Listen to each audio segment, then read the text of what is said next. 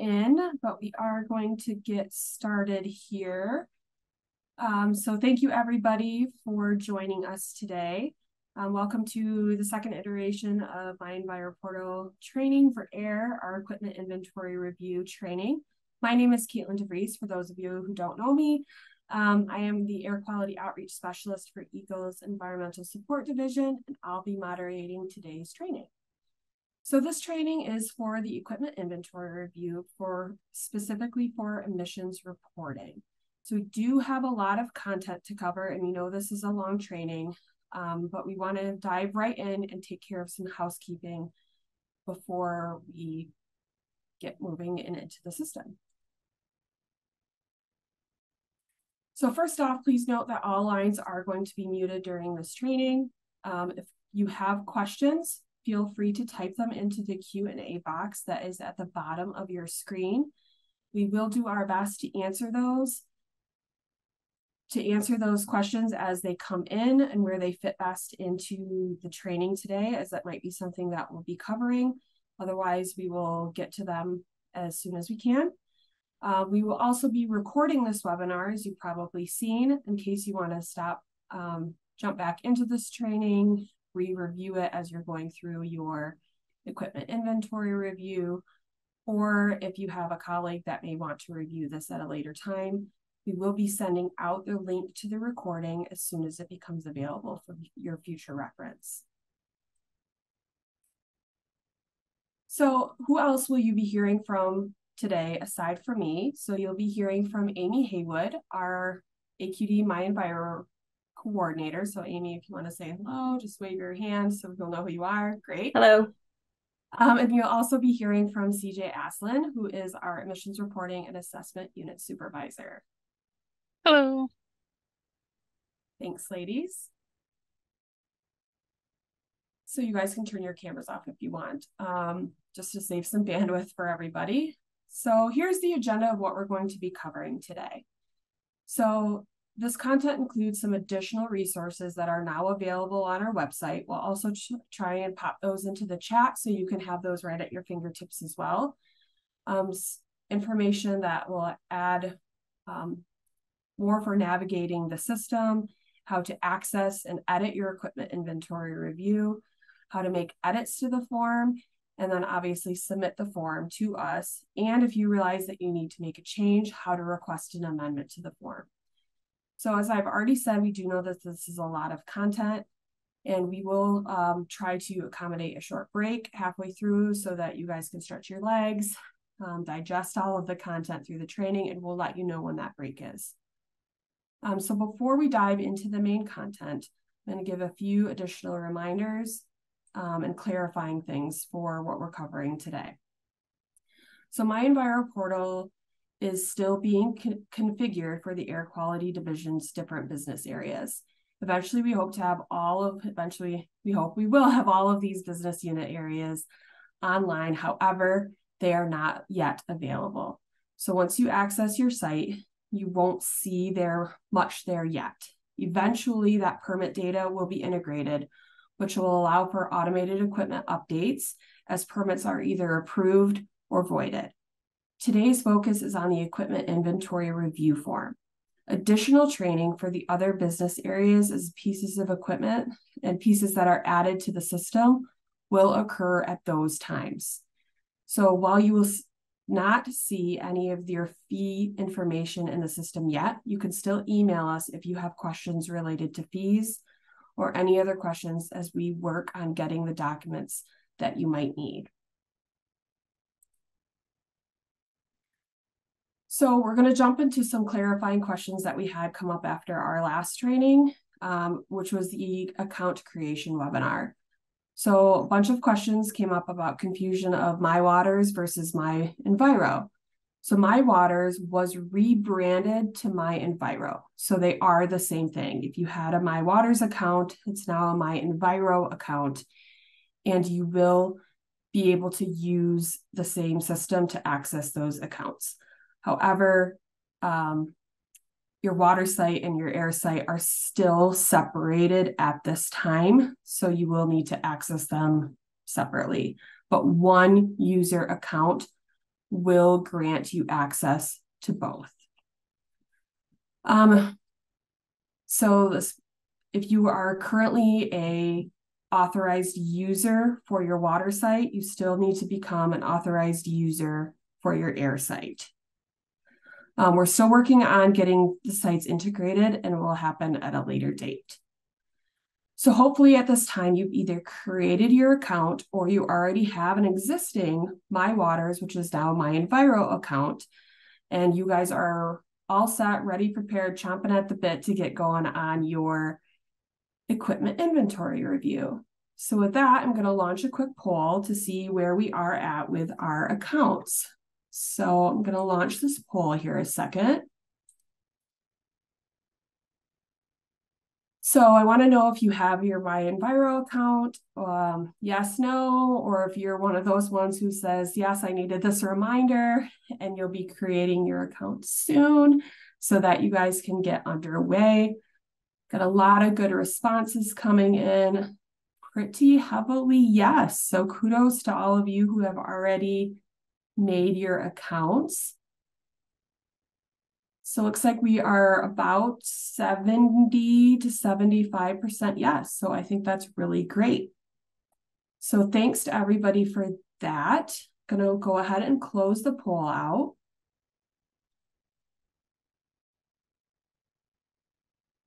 I'll share those results so everybody can see.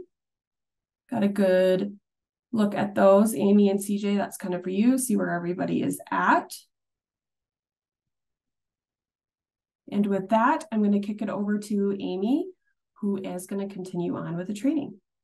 So Amy, whenever you are ready, go ahead and share your screen over mine and go ahead and take control. Thanks, Caitlin. Let's see here. I need to move something on my screen real quick. Sorry about that. Okay. I'm going to cover just a quick couple of details about logging in for the first time and getting access to your sites before we talk about the equipment form.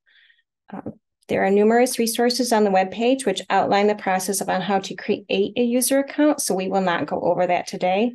However, for users who log in and do not have access to a site, they will see this Getting Started screen that describes a letter and a verification code. So you can just ignore this screen. We are not using verification codes to connect you to your sites.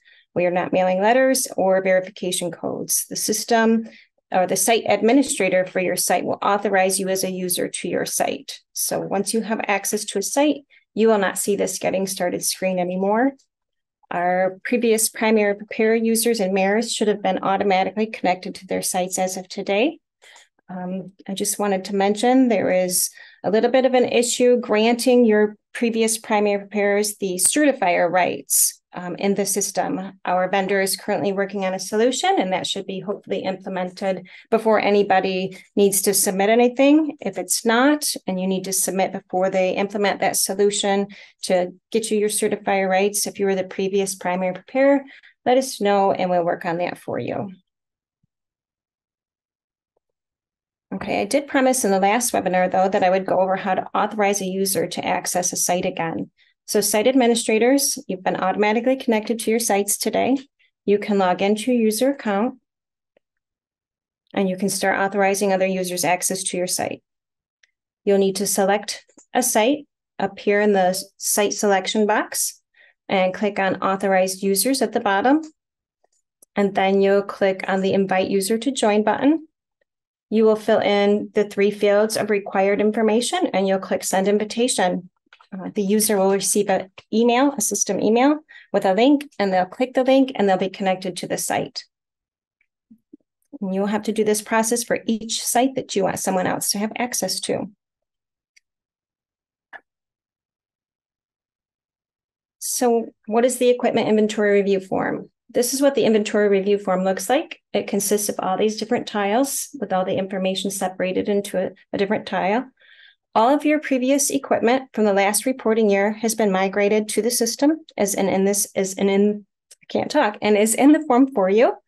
For users who have never submitted an annual emissions report, you will have some data in there, but you will likely have to manually add a lot of your data into the form. You'll access the form, review it for accuracy, make any updates to the form, and submit it. Once you submit the form, the AQD will review it, and they will either approve it as you submitted it, or they'll return it to you if they have any additional edits that they would like you to make, and there'll be some communication there with you and some system email notifications as well. You'll notice this form has two tiles, control devices and control paths. The data contained in these two tiles is the data that you used to supply on the supplemental control template or the SCT spreadsheet.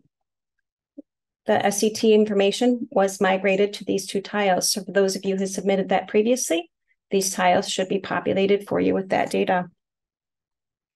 The SCT is not being used anymore because MiEnviro collects the data, whereas MARES didn't. So you might be thinking, why do we have to do this form? It feels like an extra step. Well, it's not really extra. It just sort of divides the work, and I'll show you how. So let's go back to MARES a little bit briefly. This is a good illustration here on the left of what the equipment inventory review form might have looked like in MARES. So in MARES, the reporting season kicked off in January, and you did all of your edits to your equipment data and your emissions data, and you did it all from January to March. The equipment inventory review form takes all of this equipment data, and it has you do it now, so that come reporting season, the only piece you have to work on is this emissions piece that was included in MARES previously, all as one. This is being separated out. So your annual emissions report will consist of just the emissions, and this equipment inventory review form will consist of all of this equipment data. So for a little bit more of a comparison, the source and contact tabs or forms in MARES are equivalent to the facility tile in MiEnviro or your equipment inventory review form. The stack tab is equivalent to the release points tile. They're called release points in MiEnviro. The emission unit tab is the emission units tile. The activity portion of MARES is called unit processes in MiEnviro, and that is where you will see your SCCs or your source classification codes.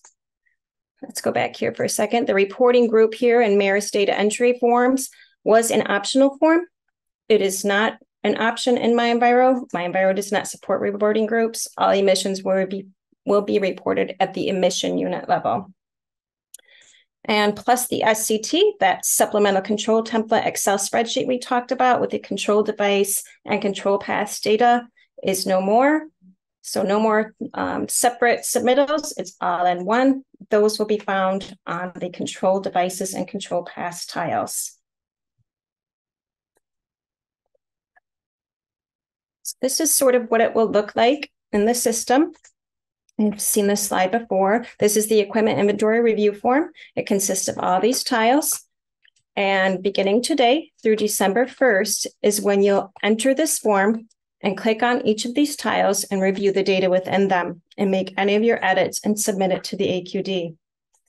Come January, now you will not see this in the system yet, but come January, when the emissions report is available for you to use, you will still see all of these tiles. It'll be your facility inventory. They're there for you to view only. You cannot edit these during emissions reporting season. The only tile that you'll edit during that time period is this process emissions tile right here. So it's really important to work on this form and submit the form by December 1st so the AQD has time to review it and approve it, so that when you begin your emissions report in January, all of this data right here is accurate.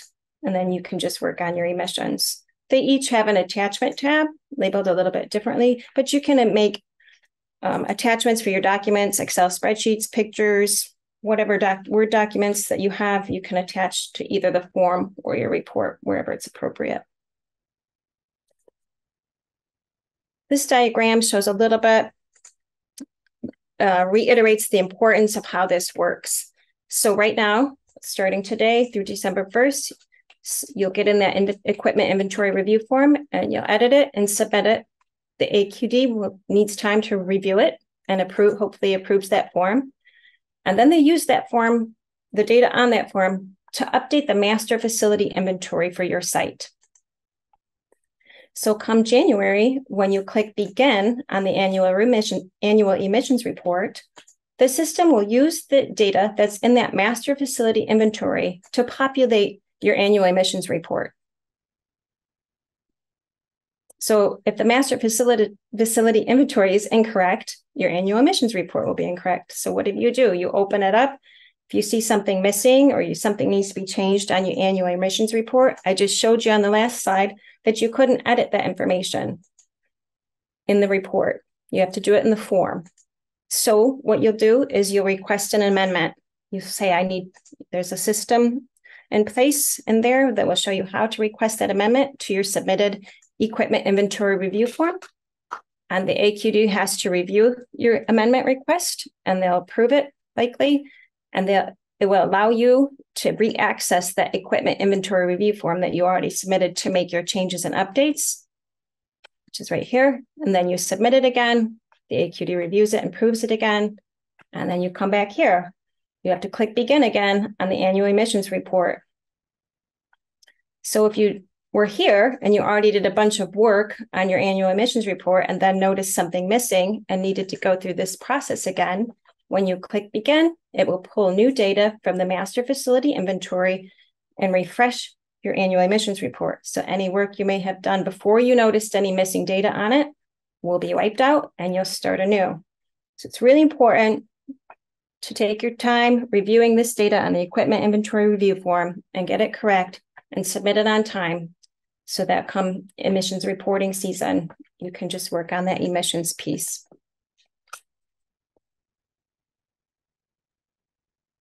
So Amy, before we get into the system, we do have a few questions coming in that I thought we could just reiterate to people that, this is the equipment inventory review and no emissions or throughput data is being added into the system yet. That won't be available to be added until the emissions reporting report opens in January, just as it had been done in MERS. So correct me if I'm wrong on that, but no, correct. We're just talking about this piece over here on the left, the equipment inventory review form.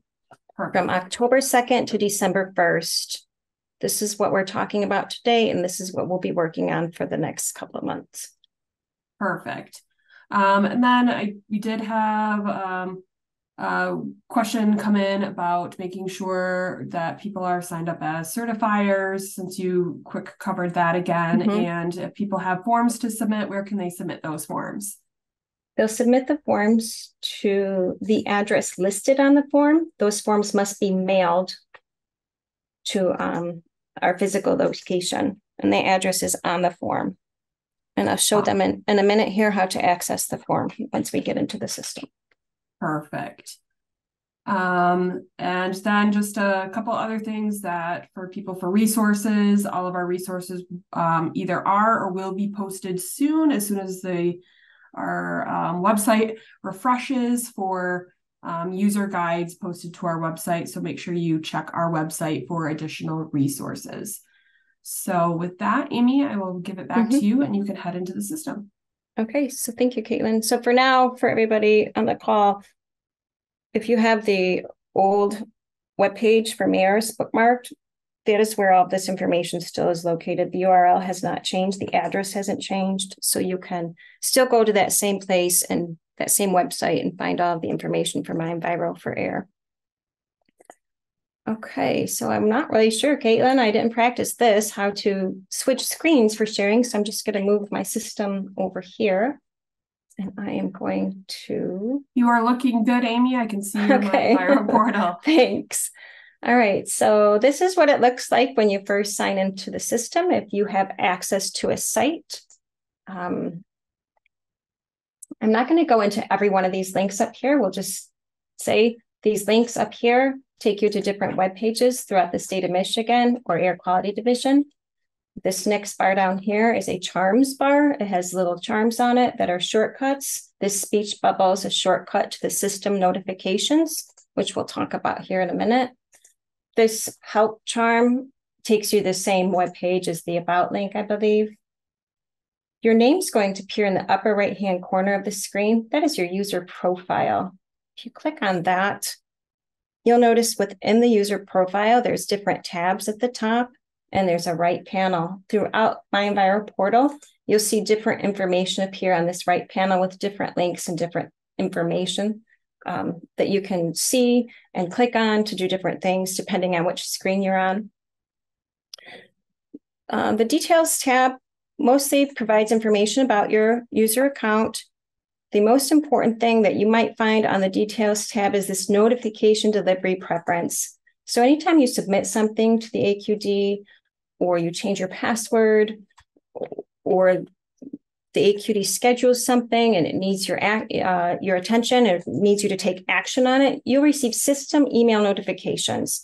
And you can choose to have those delivered to you through MiEnviro portal and your email, or you can change that to have them delivered in MiEnviro portal only. So that notification delivery preference is found on your user profile on the Details tab. I'm going to skip over to this account verification. I did have a slide about this earlier. We are not using the account verification codes to connect you to your site, so you can just ignore this tab. You don't need it. One last thing to look at. Signing Authority tab. This is where you find the certifier agreement form.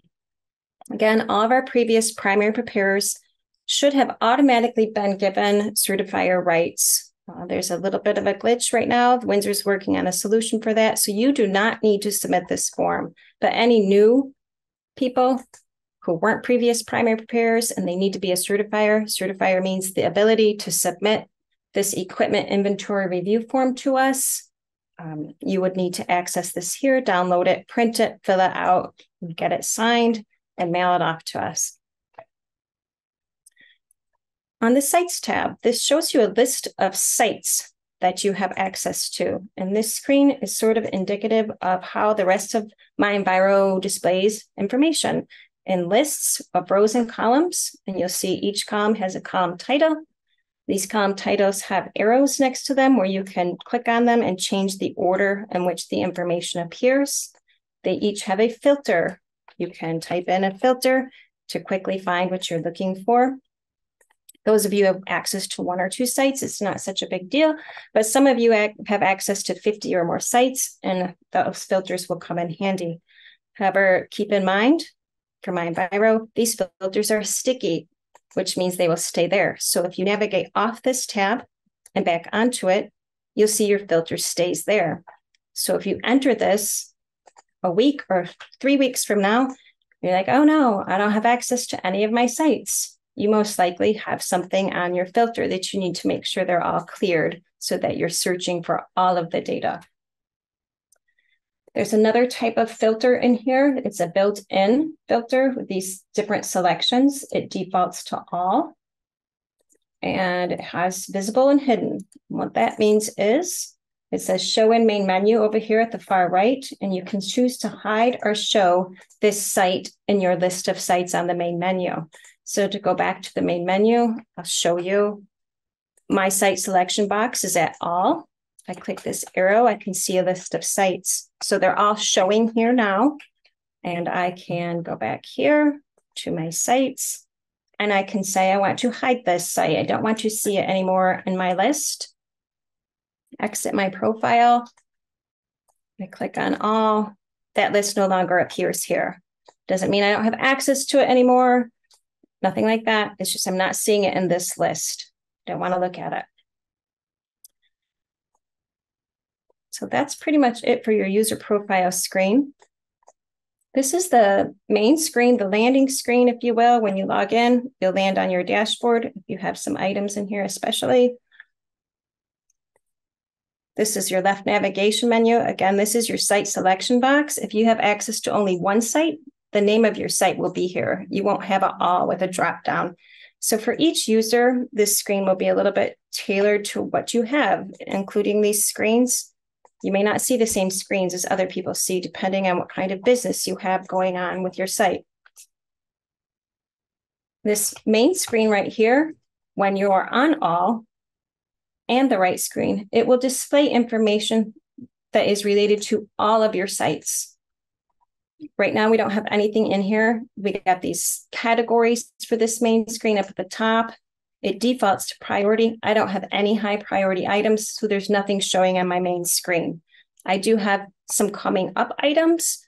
So if I want to see those, I need to click on that category title to view them. Over here on the right panel right now, as you can see, I have 2 equipment inventory review forms, which is what we're here to talk about. So that's great. This one I started previously, so it offers me the option to click on continue to re-enter it and finish that. For this site, I have not started it, which most all of your sites should look like this. They should have the begin. Haven't started it yet, so it has begin instead of continue. I also recommend as you get into the system and start doing business, this screen will fill up and your side right panel here will fill up, especially if you have a lot of access to a lot of sites. So for best practice, it's best to go to a specific site and see and look at information that pertains to that site only before you start doing any digging into the screens or getting into review forms and things like that. Just something I recommend to get in the habit of is selecting your site first before you move forward. And we'll talk about a couple of these screens before we get into the equipment inventory review form. We just covered the dashboard. System notifications. These are emails the system sends you. It again has these categories at the top to view things. You click on the different category titles and you'll see what's within that category. There's not much here you can do for these system emails other than read them or delete them. So to read it, you click on it, it opens up. You can close it or delete it. If you close it, it pops this message over to the red column. To delete them all at the same time, you can click this little checkbox up here, click delete selected at the bottom. You can select individual ones and delete. So many fun ways to delete this, this little delete trash bin over here on the right. You can delete individual messages. These columns again have column titles with the arrows to change the order in which you see the data. And it has a filter for the message. If you're looking for something specific, you can type specific words in this filter and look through only those. And that was pretty easy so far. Got one more screen I want to go over before we get into the equipment review form. And this is the permit screen. Permit data is not in MiEnviro portal yet. The only thing that's in MiEnviro portal for our air quality division users is this equipment inventory review form for emissions reporting. That's the only piece that's in there so far. So you won't see any of your air permits in here or any of your inspections or anything like that. It's just the equipment inventory review form. If you start clicking on these and start getting confused, I don't recommend it. I recommend sticking to the review form for now. And as we go through the trainings, as the rest of this is implemented in the system, then trying out those other things. But if you do click on permits, I wanted to point this out because you all see something here. And this is just a system placeholder. In order to create that equipment inventory review form and the annual emissions report, we had to have a permit in the system, or permit placeholder in this case, for those things, for those items to be created. The system couldn't do it without this. So you all see this sort of permit in here. It's not actually a permit. It begins with RPT, meaning report. You can see the type. It's a reporting schedule. You'll see the word schedule throughout here, sort of confusing. We schedule the equipment inventory review for you, and we schedule the annual emissions report. It's just a system terminology that's used for that purpose. So I just wanted to point that out to you so you don't, if you get clicking around, you don't see it and get confused thinking that you have something that you don't. Okay, so I think I'm ready to get into the equipment inventory review form, Caitlin, unless we got some more questions. Yeah, so I think it'd be good just to kind of reiterate. You covered this a little bit at the beginning, but for those who may have came on a little bit late, there's some people who are following along in their sites, which is great.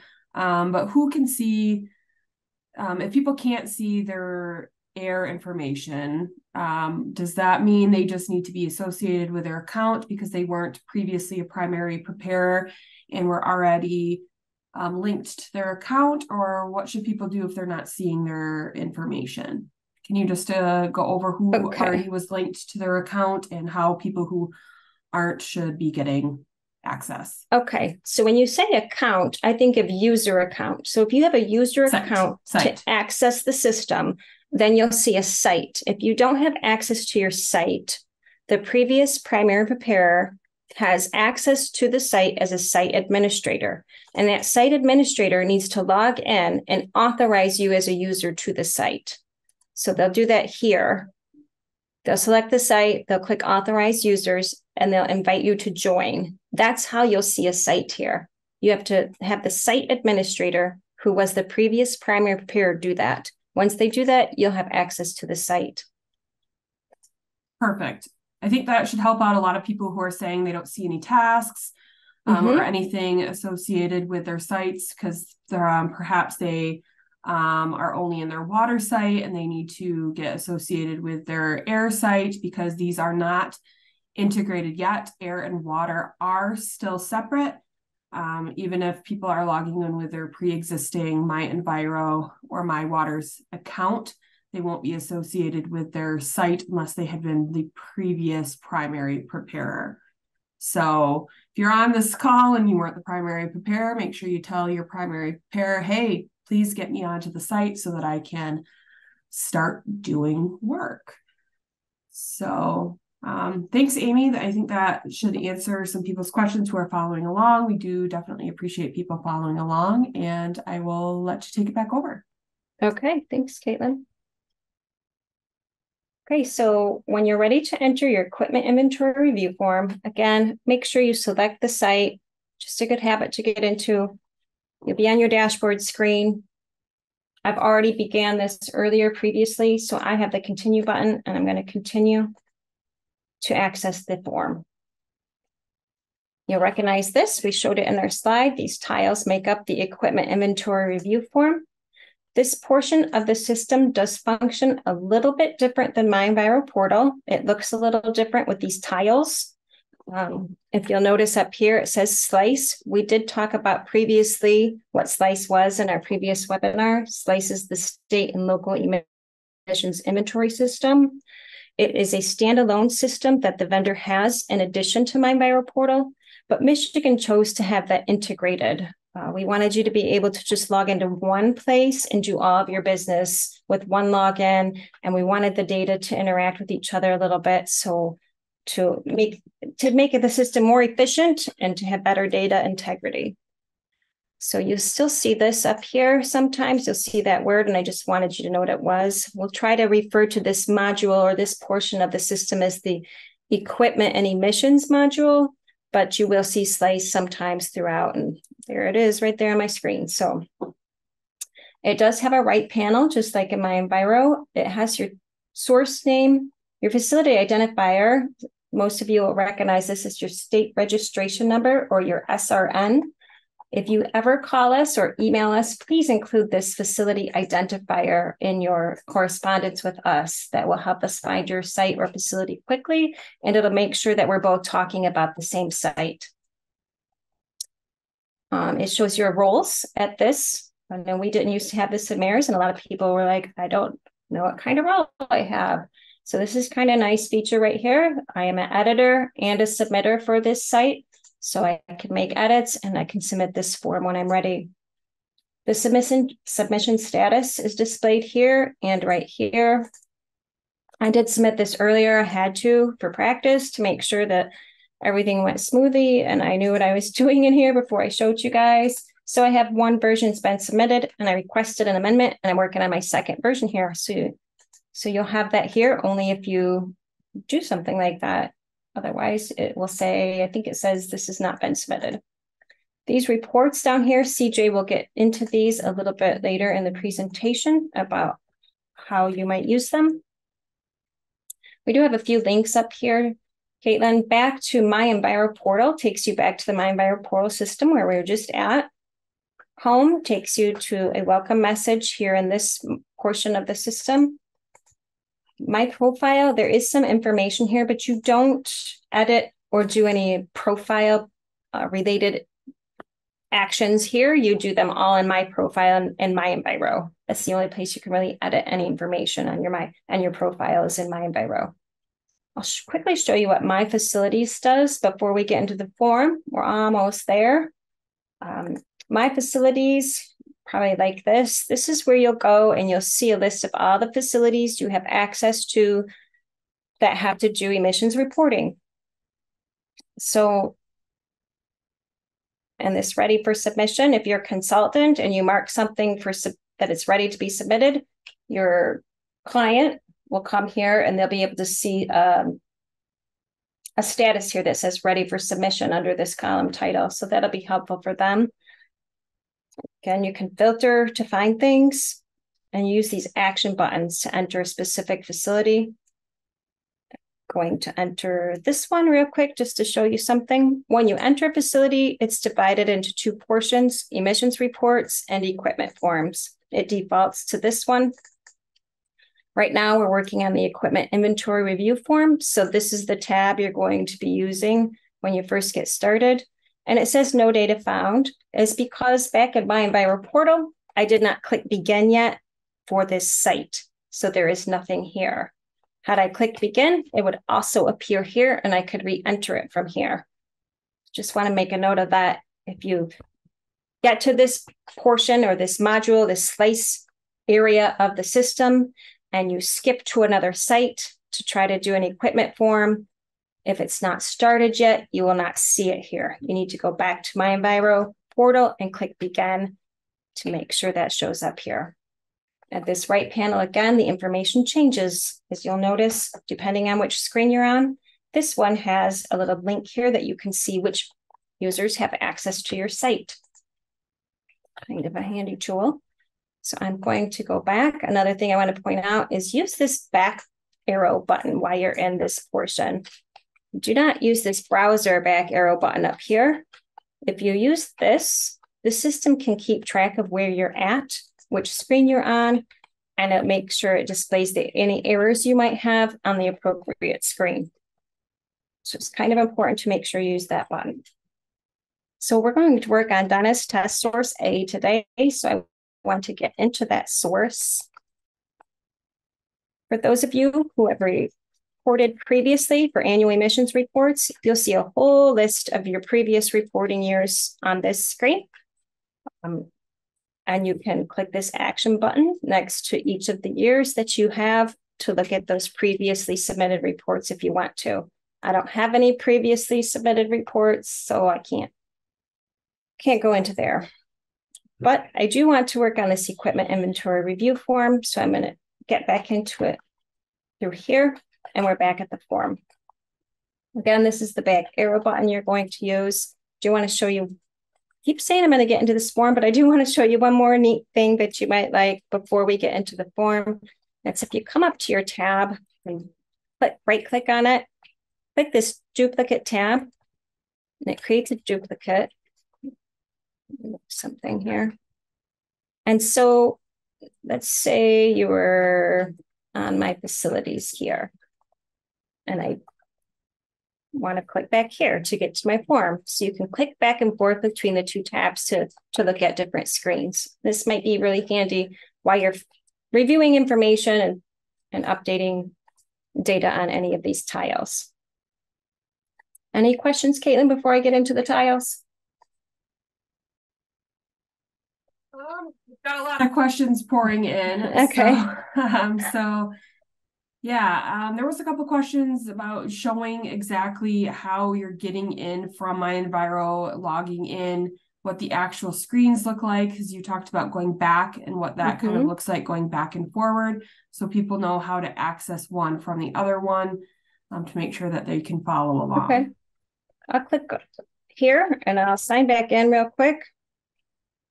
And we'll start from the beginning just real quickly. Thank you. You're welcome. So this is where you land when you log into MiEnviro portal. Land on your dashboard. Your site selection box will be at all if you have access to more than one site. Your equipment inventory access starts over here from your dashboard. Dashboard screen, equipment inventory view for my different sources that I have access to. This one I haven't started. This one I have started. It's like a draft. I can continue it. I recommended you selecting a specific site before accessing. Don't have to, but that's how I do it. I think once you do a lot of business in here, it's just a good practice to get into because your screens will fill up with a lot of information. So then I click continue and I'm leaving my MiEnviro portal, and now I'm in the equipment and emissions module portion of the system. Wonderful. Hopefully that helps those of you who are trying to follow along and see where you are at. And as a reminder, for those of you who may be a consultant or not the primary preparer, that you do have to be associated with your site in order to get into some of these functions. So please note that if you're not seeing everything that Amy is clicking through, you probably just need to get associated with that site in order to have access to do any editing. So you'll need to connect with your primary preparer or whoever that was for last year in order to get connected. So again, just wanted to remind folks of that before we move along, so people don't get too concerned about not being able to see everything that Amy is seeing. So Amy, you can go ahead and keep going. Thanks. Okay, you're welcome. Yep, so for all those consultants, you need to contact them and have them authorize you as a user. So that should set off some memory bells from the previous thing. And there are videos and instructions on the webpage on how they can authorize you as a user to their site. Okay, so we're ready to get into the equipment inventory review form. The first tile we have is the facility tile, which this is not equipment. We are not fully integrated. Keep this in mind as we're going through this. We are not fully integrated with MiEnviro portal yet. So this facility tile, there's really no means for you to edit this information that you're seeing for some of it. If you have a different facility name or you see something like the NAICS code that's wrong, you'll need to email us for us to fix that for you at this time.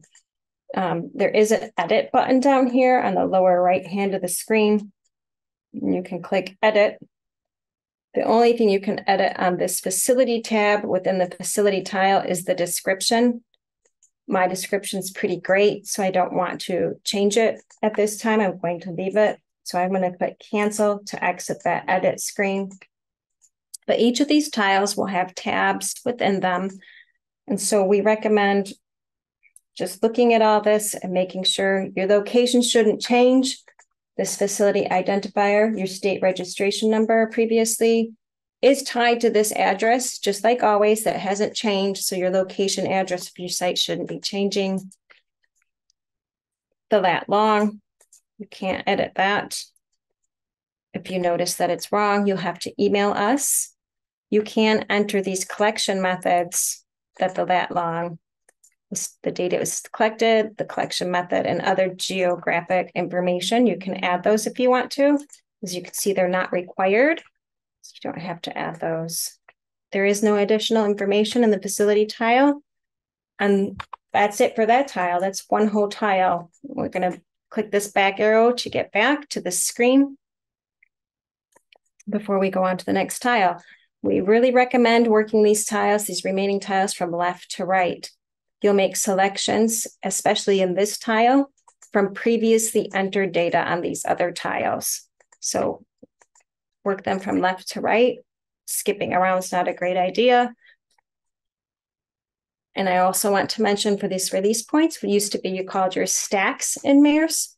The rules for stacks has not changed. It's still in the guidance. It'll be posted on the web. Should be there today, hopefully.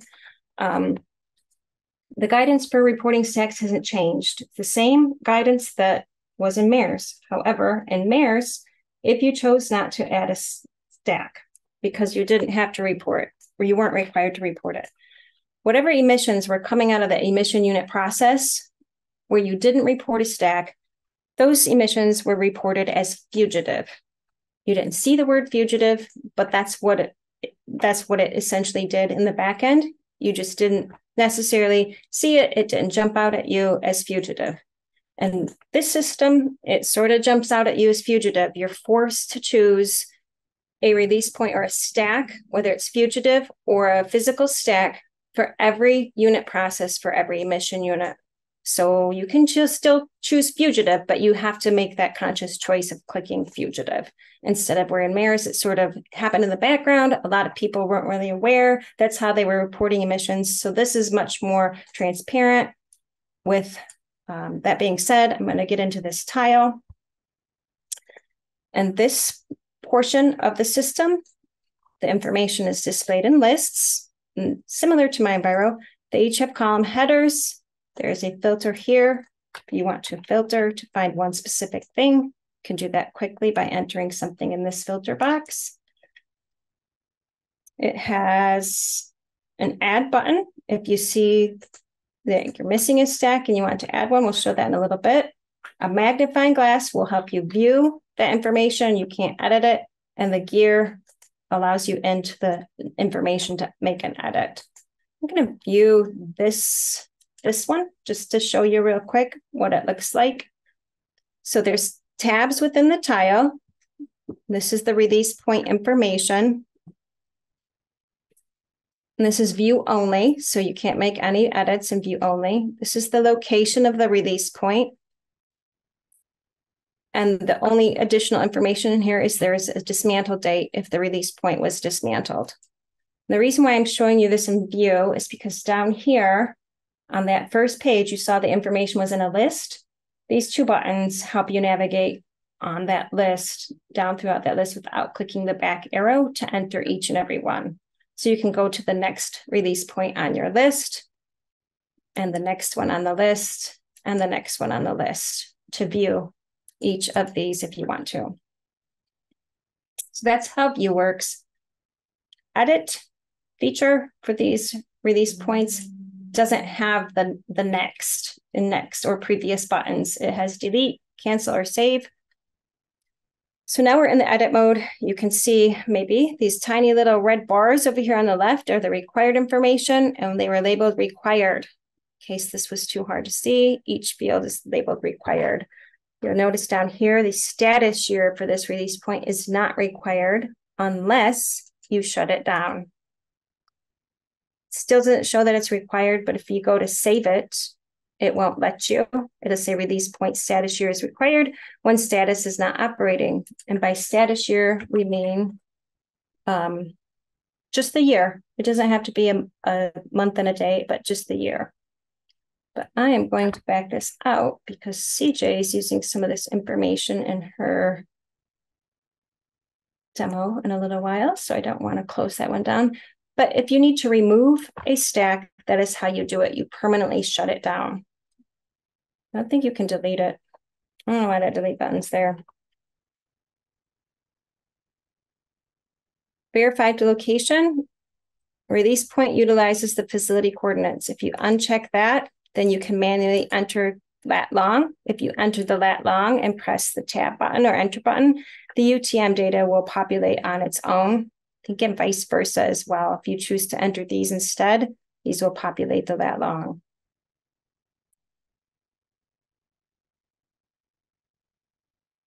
Leave the page. So this is how you view and edit a release point. This is how you add one. You click plus, and it'll give you all the blank fields to add one. And you just can enter the name of your stack, your release point, and choose the drop-down arrow to select which type it is. And you just continue on entering the fields. The stack diameter in feet is required. If you enter it in feet, the system will convert it to inches for you. And the same with the gas flow rate, I think. Once you select this and you tab through, the system, oh, I thought the system calculated There we go. The system calculates it for you. I didn't select that unit of measure. So once you enter that, this calculates for you. You can click Save to add this information to your list of release points. Not sure I want to do that for CJ. I have a validation error. I need to enter the location. I can check this box, release point utilizes facility coordinates. Yes, and all of that will go away. I don't have to do it. Or what we really encourage you to do is enter the actual lat long where your stacks are, because if your facility coordinate is the center of the building or the facility door, all of your stacks aren't located at that same location. So it's kind of nice, and it helps our modelers and helps AQD and yourself too for permitting purposes. If these are accurate, you can check this and that goes away. So now we have successfully added a stack to our list. This one right here. This is the one I was going to use to demo how to remove it. So I can permanently remove this from our master facility inventory. This stack is shut down.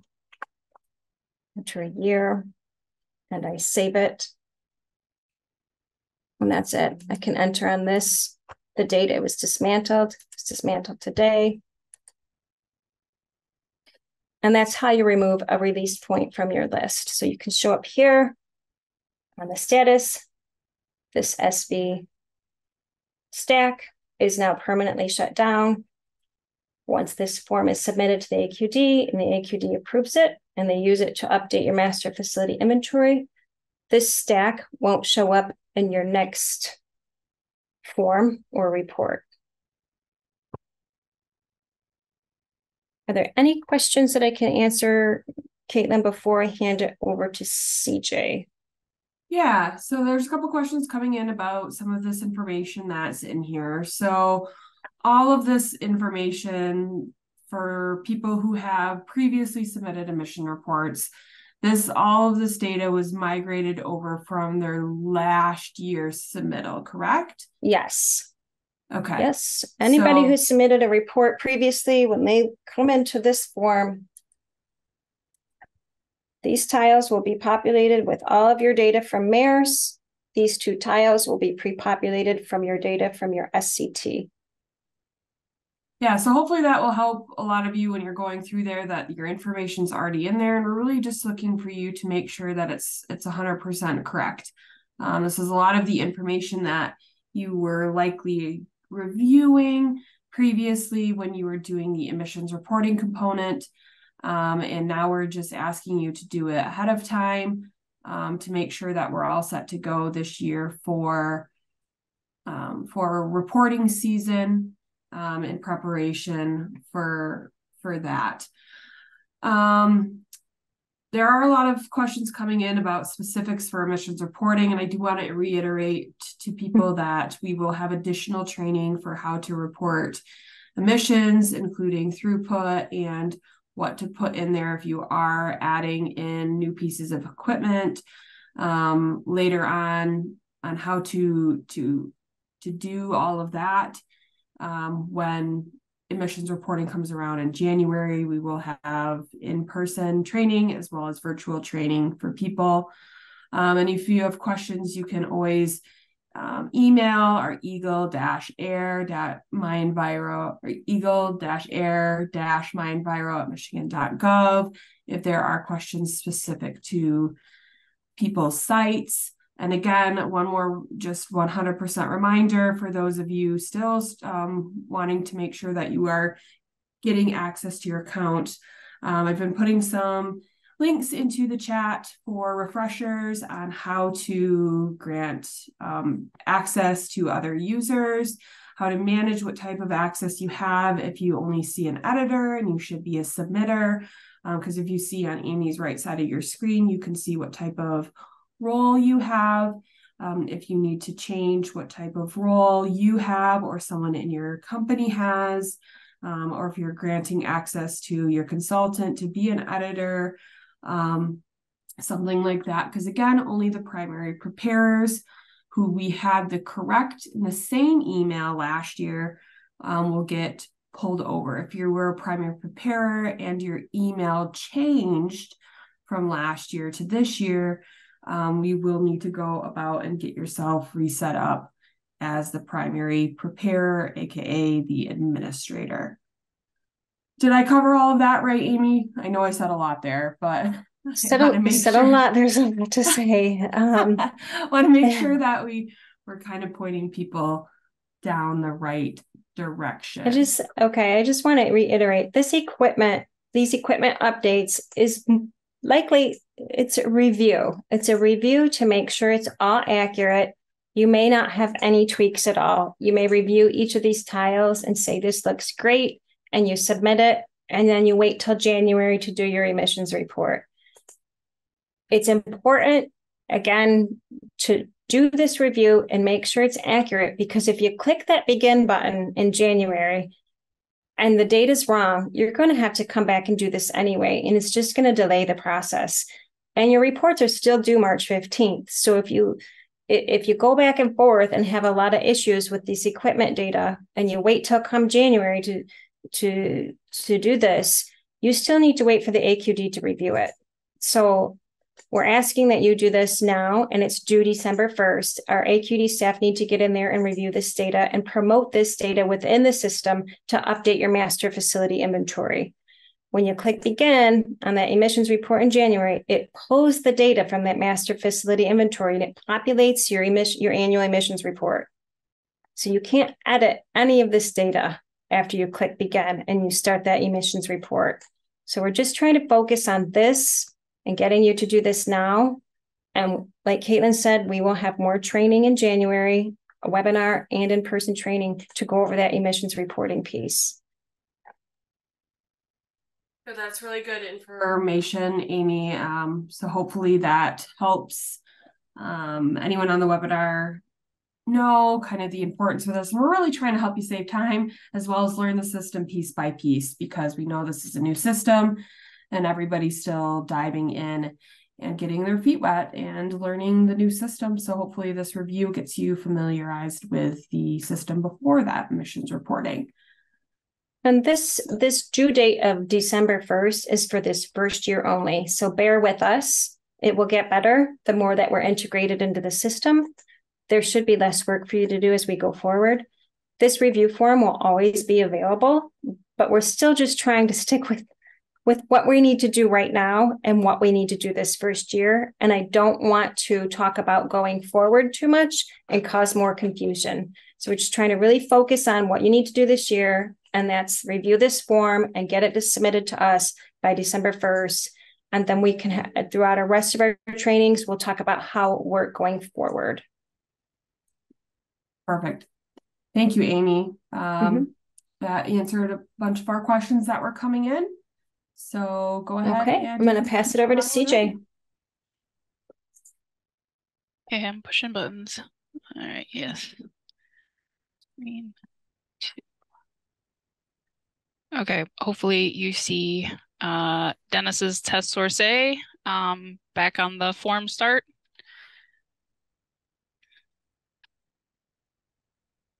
Yes, we do, CJ. Excellent, thank you. I lost Zoom, but that's okay.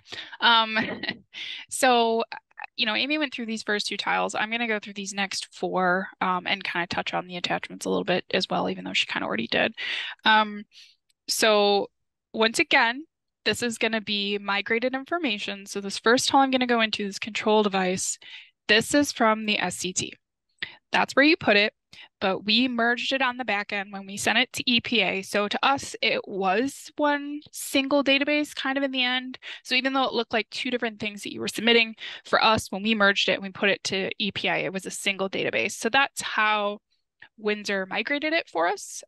So all of this is either MERS or SCT information, with the exception of a handful of sources who triggered reporting for the first time this year. So we attempted to migrate some of the permit section data for you. But if you are one of those people, you definitely need to go in here and look what you have. There's probably gaps and holes and things that aren't quite lined up, just because it was a database that we hadn't fully mapped to this database. So it didn't quite line up the way we wanted it to. We're going to still work on that so that we can get as much permit information in, obviously when permits goes live, but since they weren't ready to go live yet, we didn't have that mapping completely down.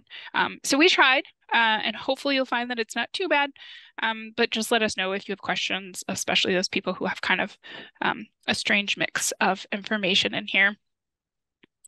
So when I go into the control devices, now we're going to start seeing interconnectivity, and you could on the release points tile as well, but I'm going to start in here.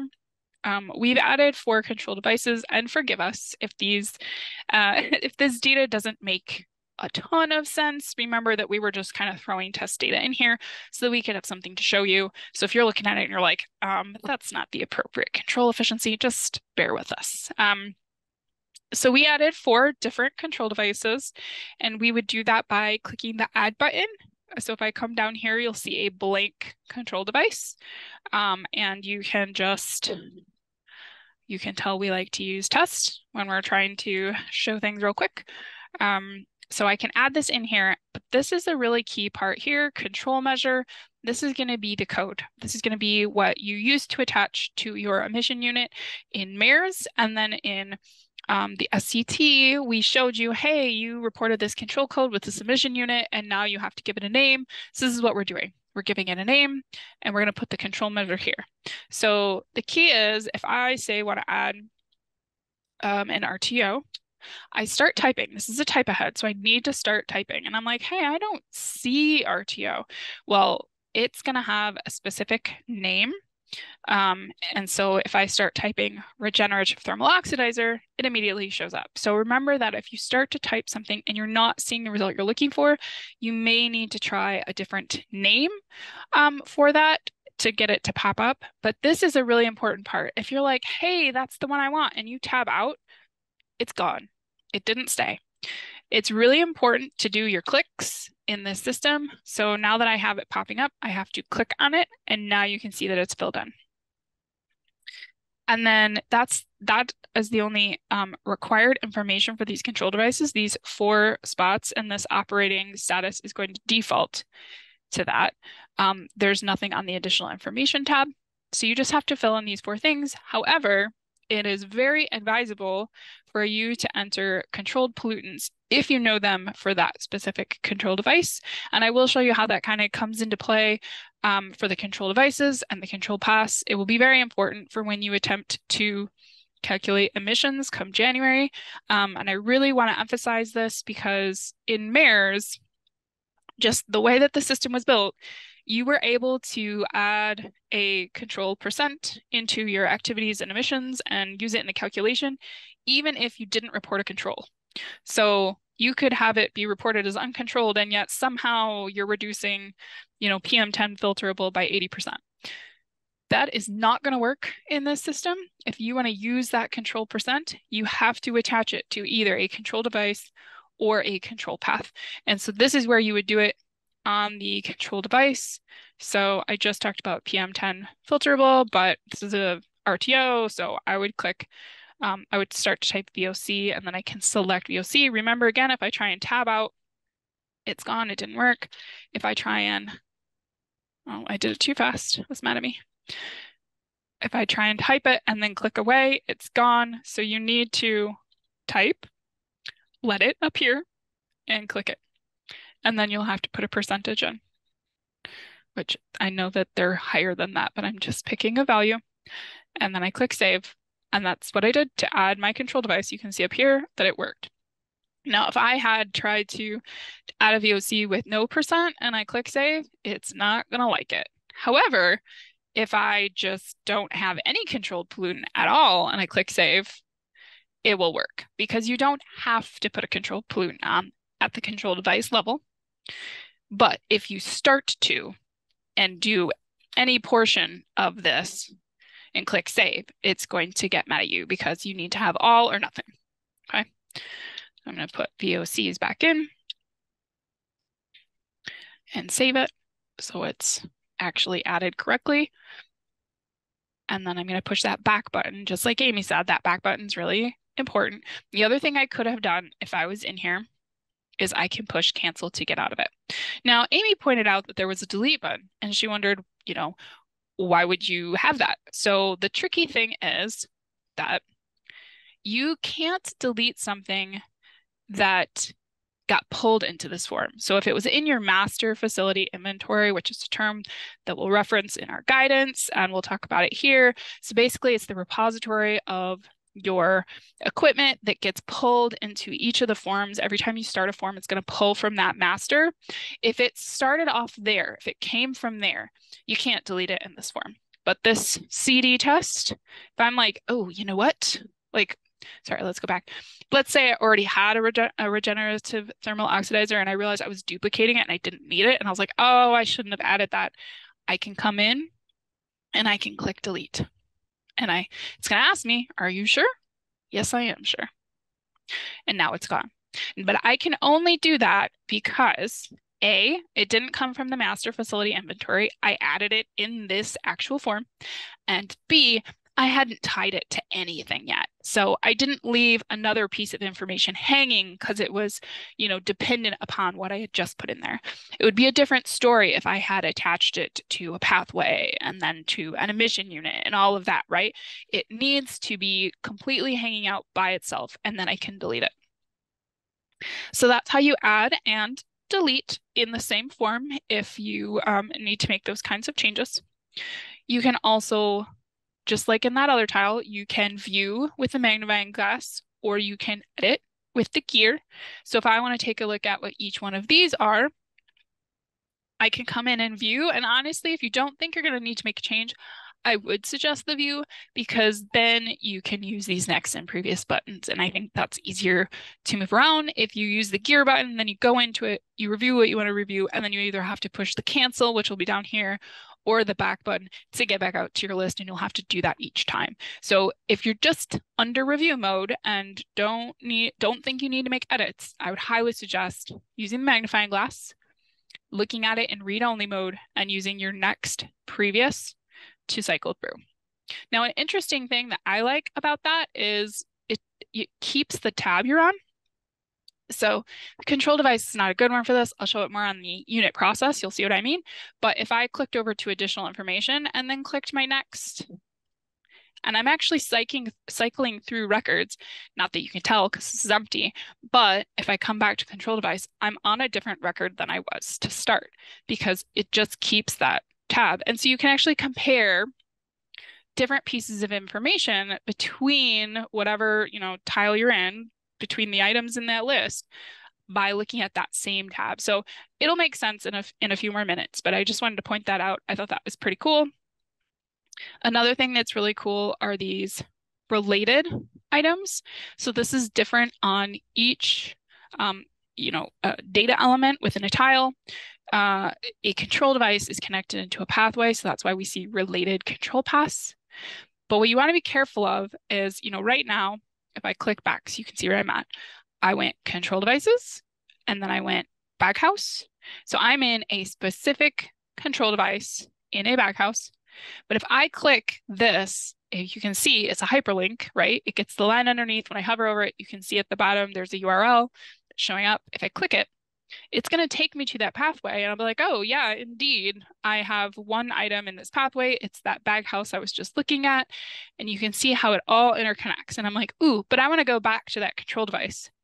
Well, if I click the back button, thinking I'm going to get back to my list, you'll please note I'm in control paths.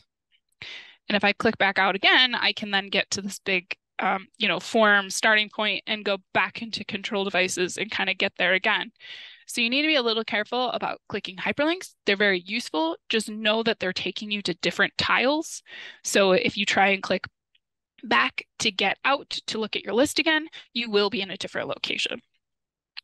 PJ, maybe that's a good point to show people that, if they're getting confused on where they are, over on the left-hand side, it does say like control devices, or their identifier starts with CD, versus if they were in the control path, it'll start with CP and say control path, just as kind of a lot of these screens tend to look the same, but making sure that people know that it is where they are when they're clicking through in case they do accidentally click on a hyperlink that maybe they didn't want to and have to get themselves back using that back arrow on the right hand portion. Yeah, absolutely. So some key things to always be aware of is over here on the right-hand side, it will help you find your facility. If you have more than one facility and you're like, who am I looking at today or right now?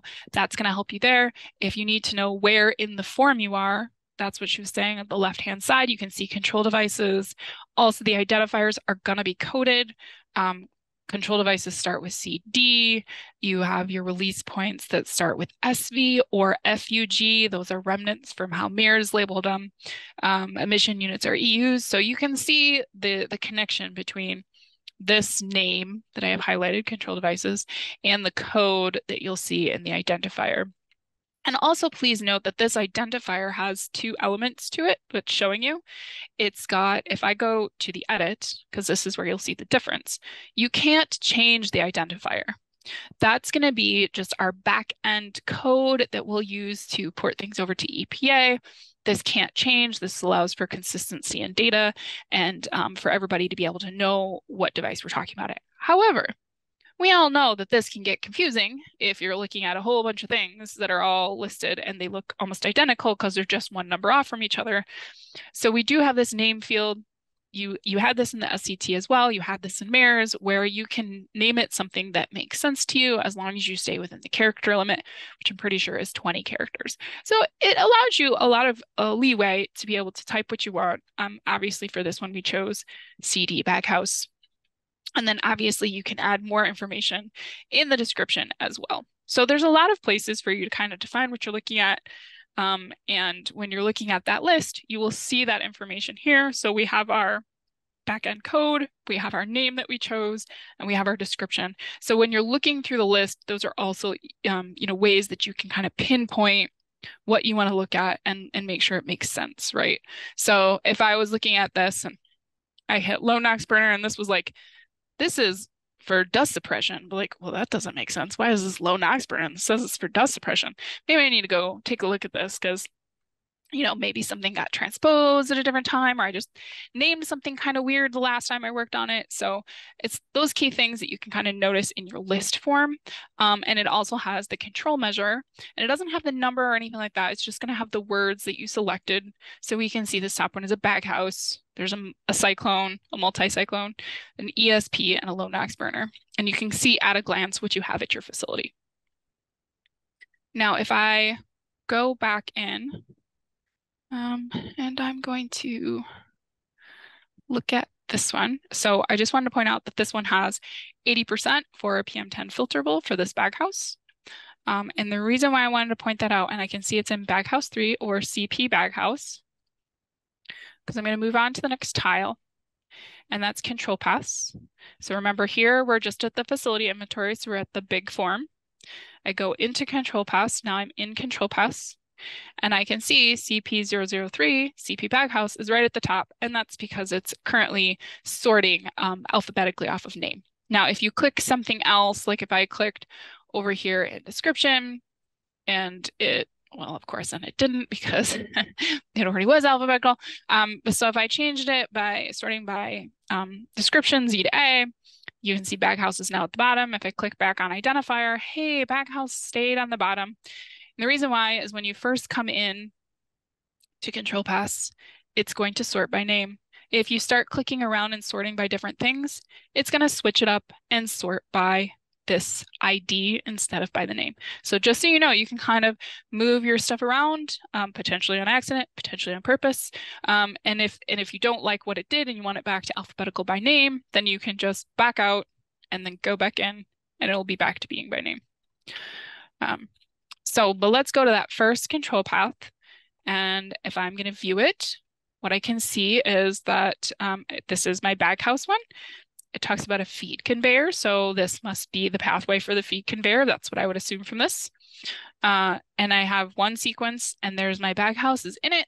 And I have 100%. This 100% was the apportionment from tab 6 of the SCT. So you can see the The names and things like that were in tab 5, right? We named our control device, we said what code it was associated with, we named our pathway, and then in tab 6 in the SCT, we were putting all of that together. So we do that right here in the control path pane, right? In the tile, and we come into this tab, and that's where we're putting all of this together. There is no control pollutants listed because I didn't do it on the pathway. But interesting enough, over here you can see controlled pollutants, and there it is, PM10 filterable at 80%. Now, if you remember, when I was in this particular control device, this bag house, it said that it was going to, excuse me, control PM10 filterable by 80%. So this is getting pulled forward into my pathway. However, if I decide now I got to back out because I want to go and edit it now, so I'm going to go and edit instead of view, there is a place where I can add this. So if I'm like, oh, well, it doesn't just do PM10, it also does PM2.5 filterable and at 80% as well. So if I save this, what we're going to see is that it added it. So now I have PM10 and PM2.5 filterable for both at 80%, even though one of them is set at the control device level and one of them is set at the pathway level. However, if I decided that I was going to add a controlled pollutant and I'm going to do PM10 filterable, please note this is the exact same one that I have on my control device. And I'm like, well, it's not that good. So I'm going to jump it down to 70 because for some reason it's not as good for PM10 filterable. Please remember this is just a way to demonstrate. I recognize this is not real world data. And I click save. It's thinking. When we come over to the controlled pollutants, we'll see that PM10 filterable is now 70%.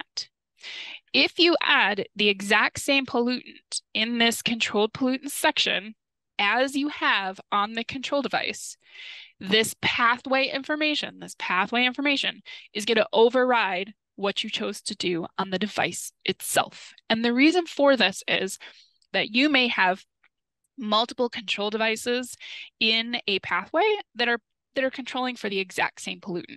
So you may have a control device that's got 80% efficiency, and that's great. But then once you have these other pollutants, and it probably would go up if we were doing this, but once you have these other control devices for that same pollutant, it changes that efficiency. And so you can put it on the pathway level right here, and it would override it. So the same thing goes if I wanted to make it higher. So we're like, hey, it's not 80 or 70, it's 95. And I save that.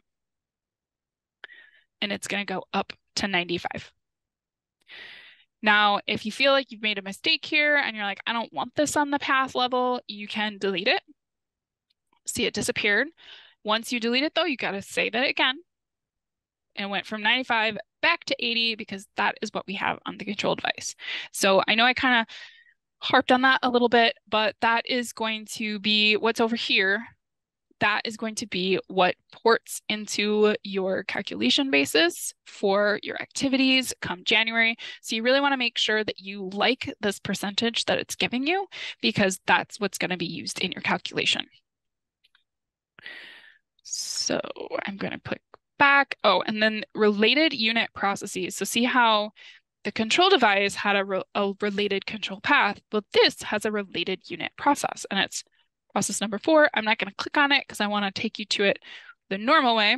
And this is for EU feed convey. So I'm just going to kind of remember that. And this is process 1. I'm going to back out. Once again, I'm looking at my list of control paths because that's where I was. And these are hyperlinks as well. So these, if I clicked on them, would take me to the control device in the control device tile. So I'm going to click back though. We're going to go on to the next one. So these two are both SCT related tiles, now fully functioning in this module, and they will have all of the information that you submitted through the SCT. So they should be fully populated for you if you filled out an SCT before. So when CJ, I go, yep. Before you jump into the emission units tile, I think this is a good spot to give people maybe a 10-minute break here so that they can stretch their legs, get a glass of water, go run to the restroom, just because we know this is a long training and we want to give everybody a chance. So I think this is a good stopping point. We're going to go ahead and take a 10-minute break. So if everybody could be back here at 2:20 or 2:32 on my computer anyway, that gives everybody a good 10-minute break. So I'm going to go ahead and put that up here. Are you stealing the screen? I am going to steal the screen from you. Excellent. So people can go ahead and come back in 10 minutes and we will continue on. So I'm going to go ahead and mute myself and we'll see you in 10 minutes. Hey, everybody, welcome back. Hopefully everybody enjoyed their little break there, got a chance to stretch their legs, get a glass of water, get back into it here for the rest of this training. We do appreciate everybody's questions coming into the chat box. Again, as a reminder, go ahead and put those down there if you do have any questions. We're trying our best to answer them as soon as we can. Or answer them live so that everybody can hear the answers to those questions. Before I hand it back to CJ, I just want to remind everybody to check out our emissions reporting webpage, as we do have a lot of resources there that will help you associate someone with your site or change your user role for yourself, or if you need someone from your site to have different user access, or as well as access that certifier agreement, because again, if you have had certifier rights for water, you still need them for air. So please make sure you fill out that form and send it back to the address listed on the form, as currently the air and water sites are still separate. So with that, CJ, whenever you are ready, you can go ahead and share over my screen and take control back, and you can get back into the system. Okay, so hopefully you see the base form again. We do. Wonderful. There were some questions that I thought I would touch upon before I moved past the control device and control path area. So a couple of the questions had to do with the controlled pollutants, and one of them was asking, is it preferable to have it on the device level or on the pathway level? So I'm going to tell you device, and here's why. You can do it on either, and either is completely legitimate, but I'm going to suggest device. And the reason is that you could be using the same device in multiple paths. If that's true, and it doesn't have different efficiencies for those different paths, if you say, like this one says it's 80% for PM10 filterable, and it's 80% PM10 filterable for everything it does, then there's no reason to put it in on each path when you can just put it on the device level, and it's going to carry forward into each path that it's associated with. So for a small site, it's really no different if you put it on the device versus the path, because you probably don't have that many controls. But for a larger site, especially one that is routing to lots of different devices for your control devices or for your emissions from your emission units, then it might be better to do it on the control device page, because then you only have to put it in once and then kind of see how it plays out. The other thing that the paths will do, and I can show you by looking at this cyclone and ESP. So this is in path 1, and this is also in path 1. So we put 2 control devices in a single path. This cyclone, and remember, this is just test data. We're just throwing things in here so we'd have something to talk about. The cyclone is controlling for carbon monoxide at 5%. Pretty low, because cyclones don't usually do carbon monoxide, and that's okay. It's what they put in. So then we go to our ESP, and our ESP, it says PM10 filterable at 50%. Well, if I come back, and I have to actually back out so that I can edit. If I come back to the cyclone and I say, I'm going to add PM10 filterable. Oops, I have a typo.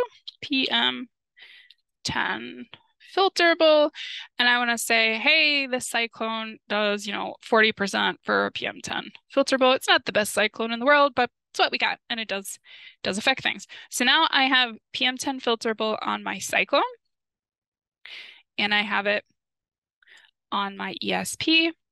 So now I want to go to that control path 1, and I can use that hyperlink because this is what I want to do. I want to come right to it. I can see that I have both of these control devices in here, and you can see that my PM10 filterable is coming back at 69%. And that's because it's calculating. It's saying, hey, you get this much efficiency on this control device, and then it proceeds to this control device, and it's going to do more efficiency. So it's doing that math for you. So if you do it at the device level and you get here, you can be like, ooh, 69%. Well, it's actually like 75%. Then you could add it. You have to be in edit mode though. You can come down here and edit and say, actually, I want my PM10 filterable to be, 75%. Save it. Thinking. And there it switched to 75%. But if I had just left that off, it would have stayed at 69%. And those control devices would have carried their controlled pollutant efficiency into other paths if they were in other paths. Now, this is a fairly straightforward site. They don't have a ton of paths, so that wouldn't be the case in this particular site. But I know some of you out there have very complicated control strategies. So you just need to kind of pay attention to the percentages and make sure that the end result on your path is looking good. One of the other questions, sorry, I'm looking at my note. So somebody was asking about if I'm in control devices and, you're in here adding your controlled pollutant, do you have to put all your controlled pollutants? Because maybe you control for a lot of things, or how do you put this in here? So I will say that as of right now, if you have 15 pollutants that you want controlled, and most likely this probably means that you have some criteria pollutant like a VOC or a PM10, something like that. And then you also have, toxic air contaminants that you're also controlling. You would have to put each one in here separately. When I add, and I'm going to look up benzene because I know that that's a HEP, you can see that there's a lot of things that are starting to appear. And the more I type ahead, the more it filters down. There is also a scroll bar, so I can scroll through this and see. Or if I know how to spell it, I can just keep going and then benzene kind of popped up here. So I could select benzene if I wanted to. Or maybe I was like, oh, it wasn't benzene, it was ethyl benzene, or whatever the case may be. So you can put HAPs or TACs in as well with control. Remember that you have to actually click it for it to fill in, and then you can say what you want to say about it. So unfortunately, you have to do it one at a time at the moment. One of the things, and I recognize that PM10 filterable and benzene are not necessarily got the same control. I just threw an attack I knew. In the future, what we're hoping to do, and it is on the list and we're talking actively with Windsor about it, is that if I put in PM10 filterable, it's going to cascade down and also cover mostly metals or things like that that would be considered PM10 filterable as well. So if this was in here as VOC, then it would filter down and pick up the HAPs or TACs that are also VOCs. So benzene, I wouldn't have to put it in separately because it would be covered under the VOC line. Now, the difference would be if I knew that I had VOCs were 80%, but it just didn't do benzene at 80%, I could still list benzene separately to say, well, for some reason, it only does 50% for benzene, even though it does 80% for all the other VOCs. And then I can save that and it will stick and it will override that. So the benzene will report the particular HAP or TAC as you have listed it versus taking the overarching one. So that's an enhancement that we're working on. I believe that the plan is for it to be there and active by January. So when it comes time to report your emissions, you will see, this type of overarching controlled pollutant will be cascading down into multiple pollutants that you may have listed. So sorry, that's kind of convoluted. It's a little hard to show without the enhancement being in place, and also without the ability to show you the emissions reporting, which obviously we're going to do training for that in a few months' time when we get closer to January. So CJ, before you leave the screen, one other question that came in that I think you can address while you're here is the status dropdown. So there was a question coming in about what someone would select, and I'm thinking it might be temporarily shut down, but you can correct me if I'm wrong. And if a piece of equipment is available but was not in use for the year, what would be the appropriate status that they would select for something like that?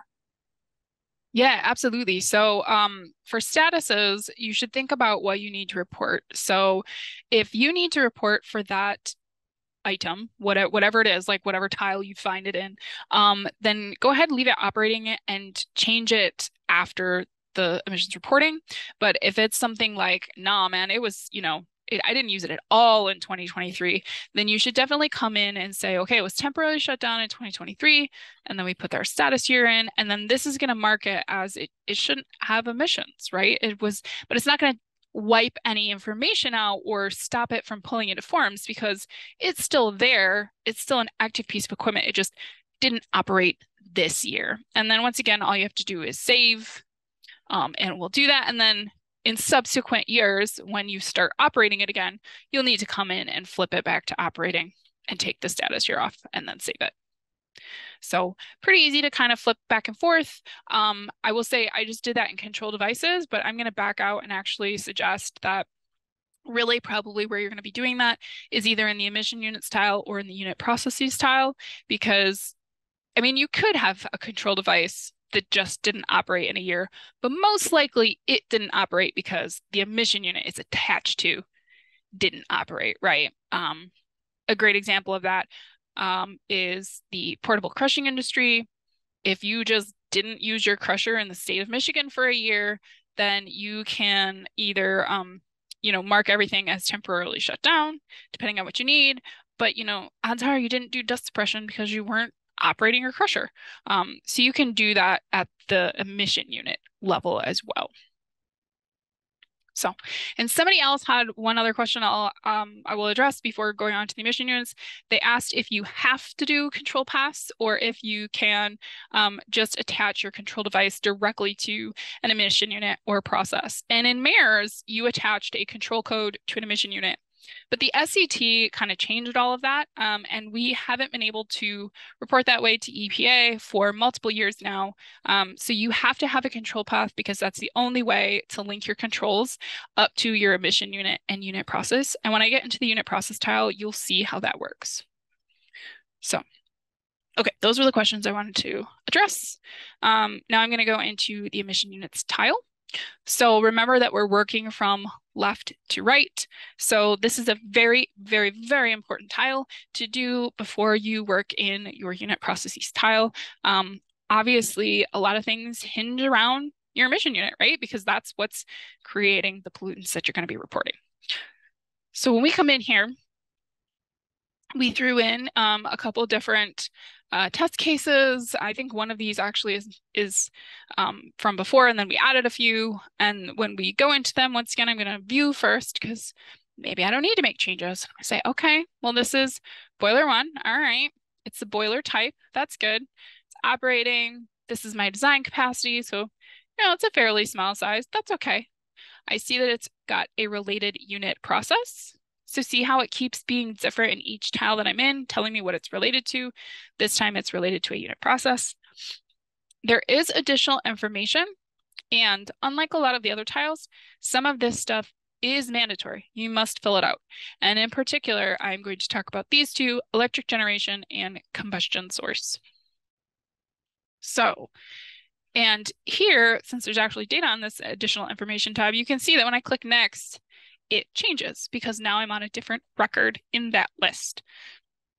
So there's only 3 things in the list. So I cycled through all 3 just now by pushing next. And now previous, I'm getting right back to the beginning. This was the top one that I was looking at in that list. If I want to make changes to it, so this is modifying an existing emission unit that got pulled in, you put that gear, push the gear, and you come in and you have the name, that you can edit. You cannot edit the identifier. This type is really important, and I'll show you that when I add something. We have our description, our operating status. This is where I would say temporarily shut down if I was trying to say that this boiler didn't run this year, and I would put that 2023 status. Okay, so that's how I would do that if I was going to say this emission unit didn't operate.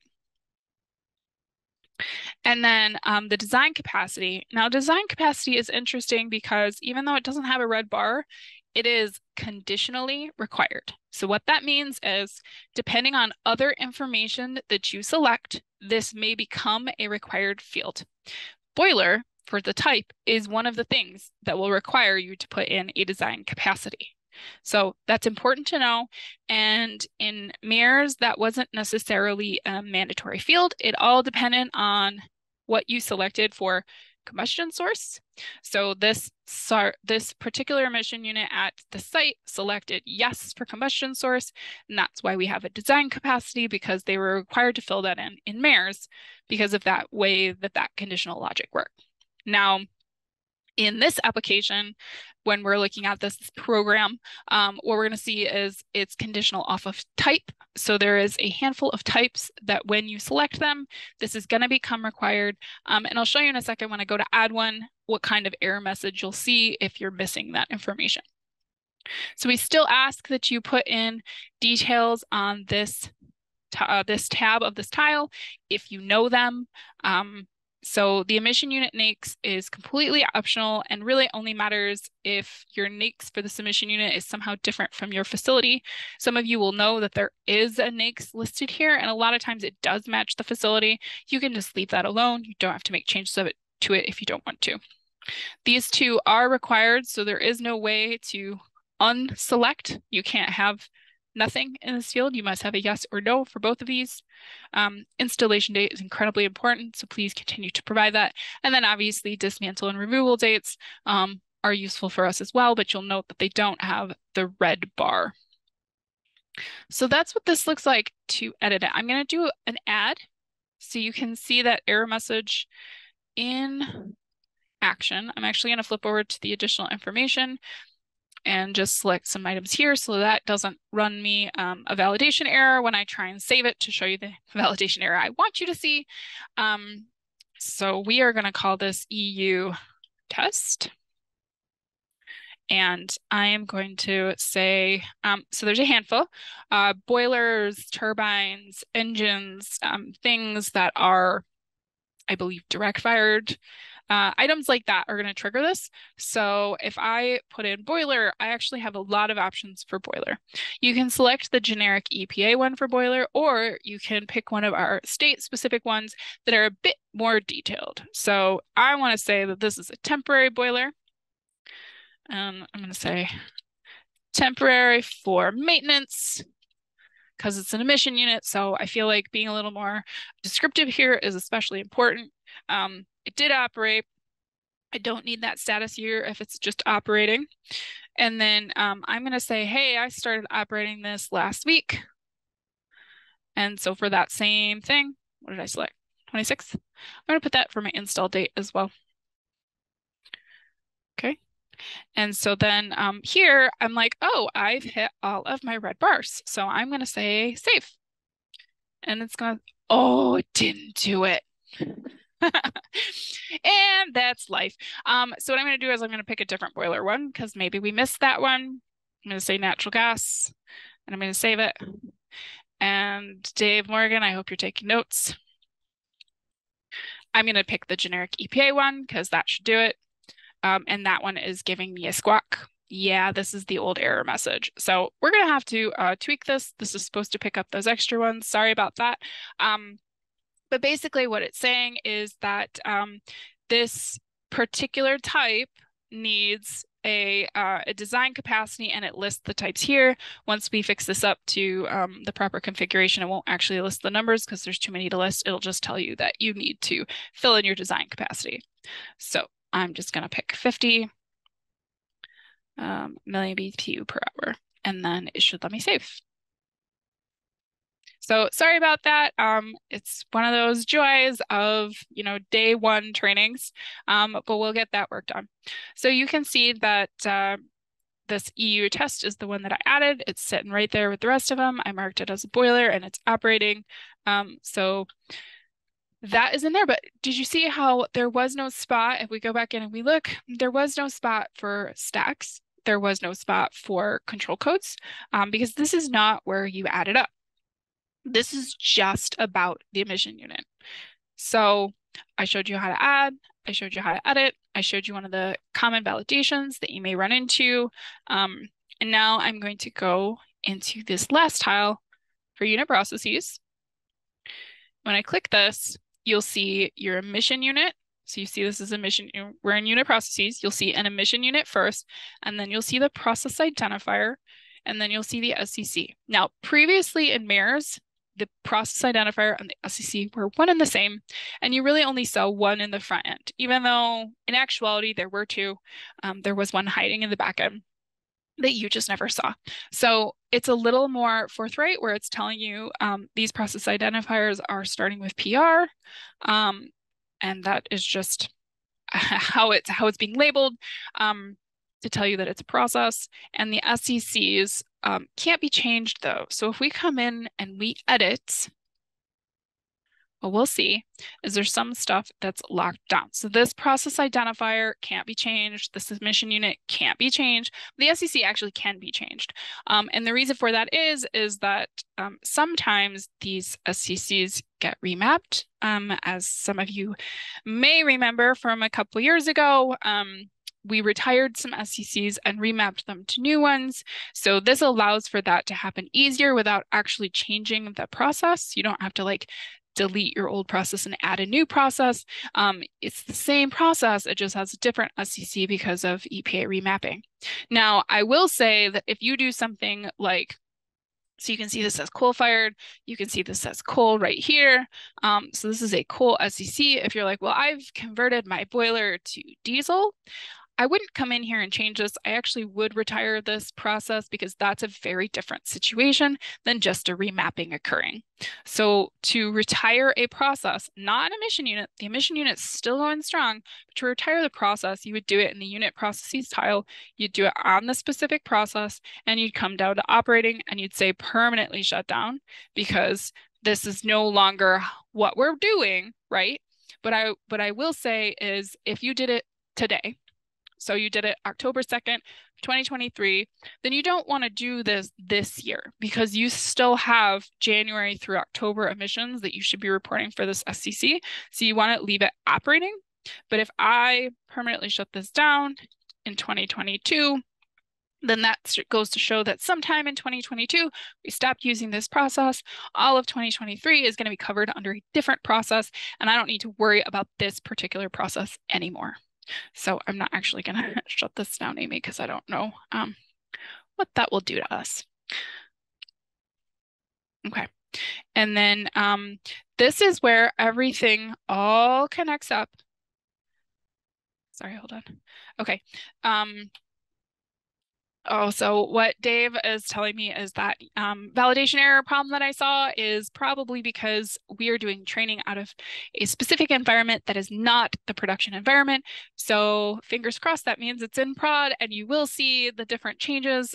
He's right. When I did test that, I tested it in a different environment. So just one of the fun facts of training and how it all works. So please just let us know if you run into something that doesn't make sense, and we'll help you take a look at it. But you should see that same validation, error where it's saying, hey, for certain source or certain emission unit types, you need to be giving us the design capacity. That's really important. EPA has decided that this is one of the things that they're going to enforce and really look for and reject data if we don't do it in this upcoming cycle. So we really need people to give us those design capacities if they have certain types of emission units. Okay, so on the unit processes tab, this is where you're going to pick your SCC. You're going to talk about whether it's operating. In the release point apportionment tab, so if some of you remember the SCT really well, this was tab 7. If we click on it, what you'll see is you're going to link, because remember the unit process tab had your process identifier, so SCC is here, and your emission unit. and then we have your release point, and we have whether it was controlled or not, and we have your apportionment.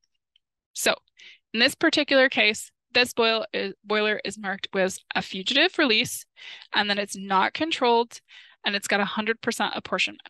Now this apportionment needs to sum to 100% on this page. So on this particular tab for this particular emission unit and process, which by the way, you can spot your process over here, you can spot your emission unit over here, because I know we're not on that tab anymore. This will help you know where you're at. And I can look at this release point and I can say, oh, was it fugitive or does it need a stack? And you can select your stack right here.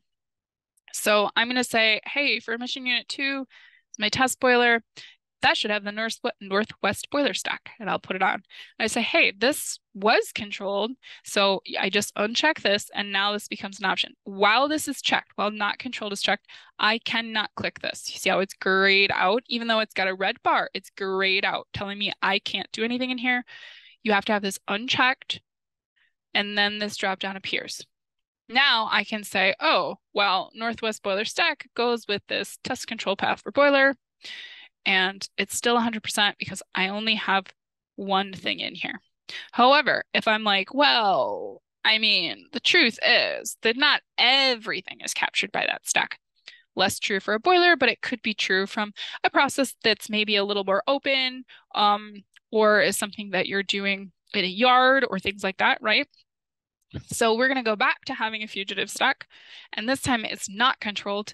And now I have to fix my apportionment, because right now I have it set to 100% on this one. I don't have anything here, and you can't submit it without anything there. In fact, if I try and save, it's going to get mad at me. See, it's telling me, and just so you know, every time you do that save, it's going to bump you back to the first tab. So even though I don't have any problems on the first tab, it's going to bump me back there. I need to find that little yellow triangle with the exclamation point. That's telling me this is the tab that I need to go focus on. So I'm going to come in here, and right there you can see, hey, you don't have anything in here. You have to have something in here. So the same thing, if I decide to add 10% and save again, I'm going to get another problem, because now it doesn't sum to 100%. But if I switch this to be 90 and I save it, it's going to work.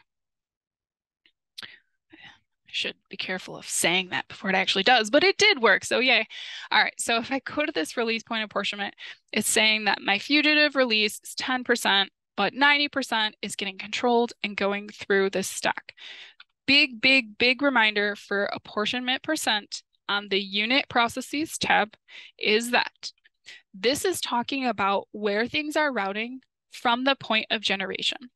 So 90% of my overall emissions aren't actually coming out of this stack, because if we look at, you know, when you control emissions, it's going to drop the overall emissions, right?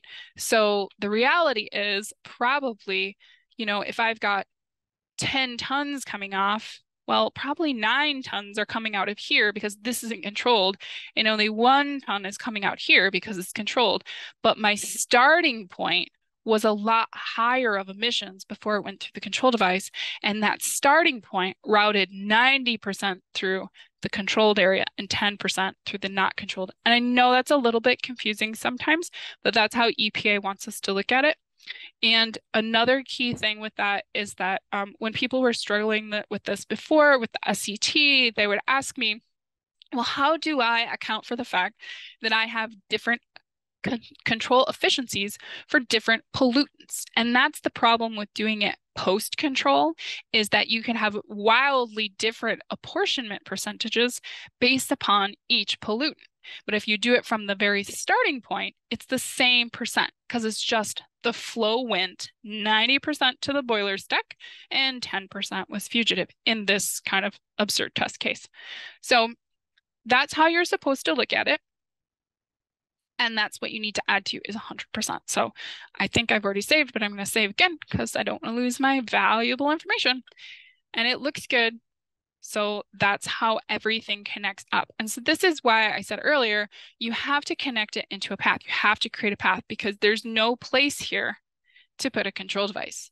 You only have control paths in this dropdown.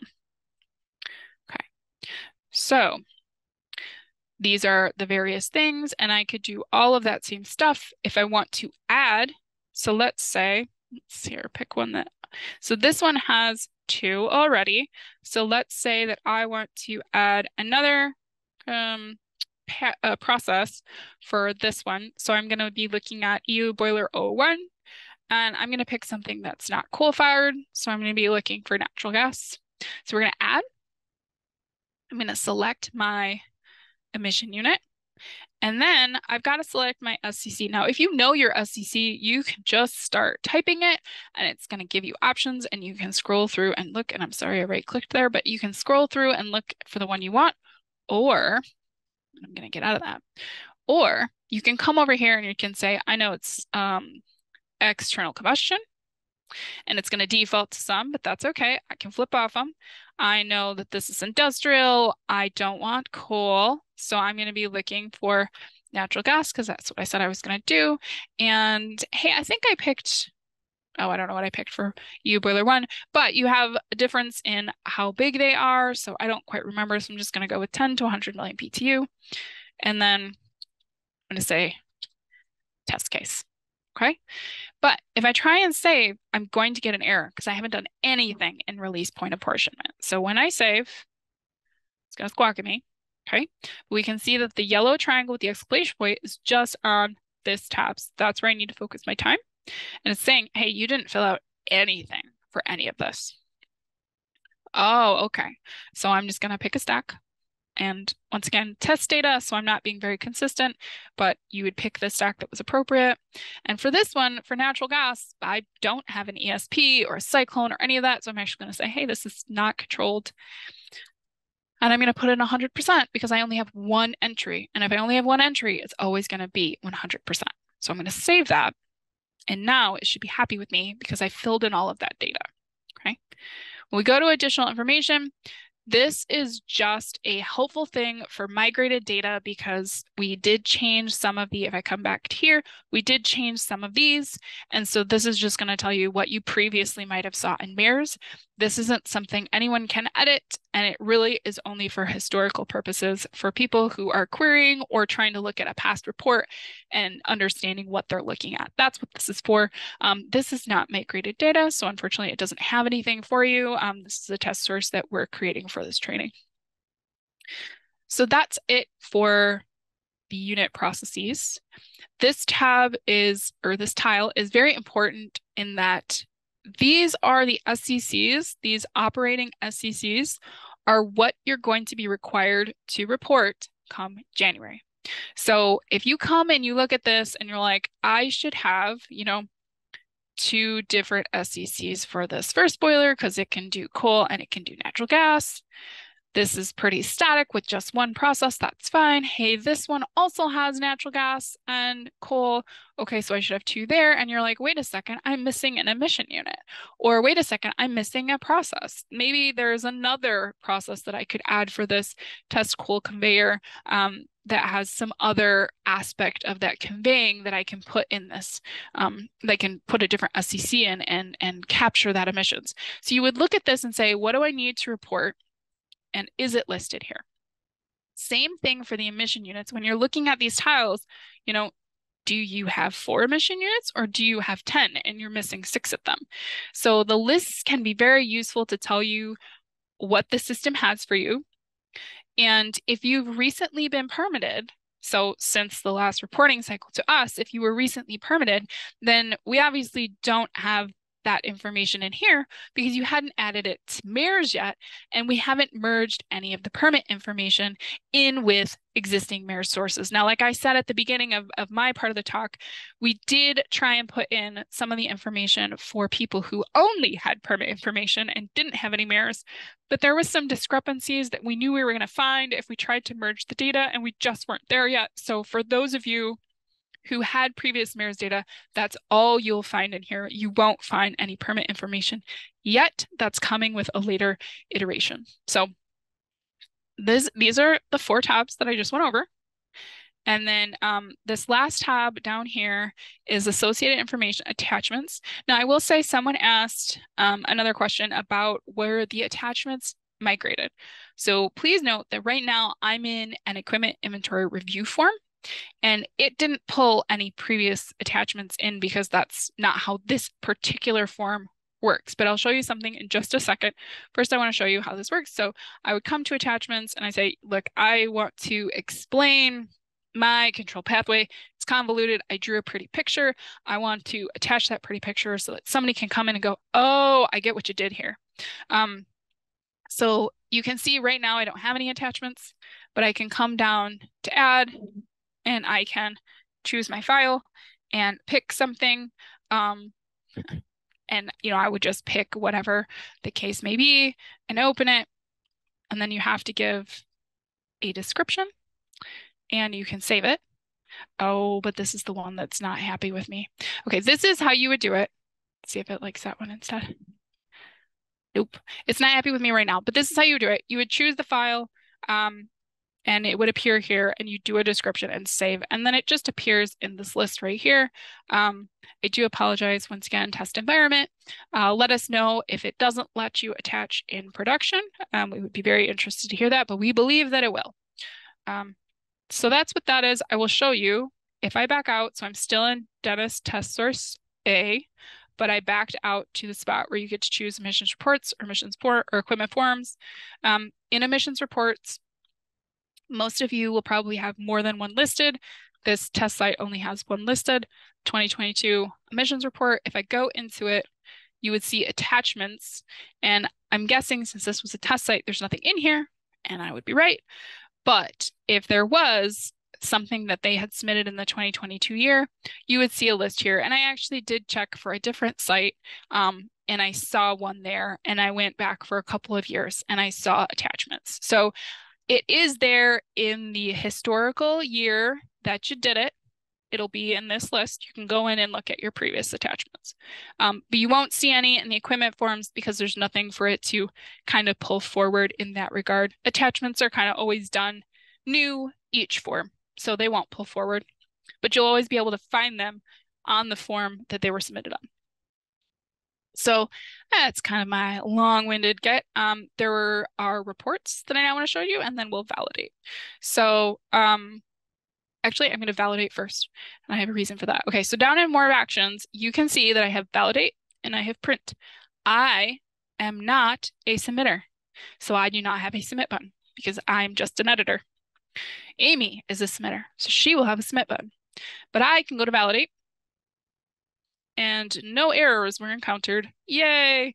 Now I have two options. You can see up here it says in process validated. And I'm like, okay, cool, I did my job, and I push the back button. Hey, where'd my validated go?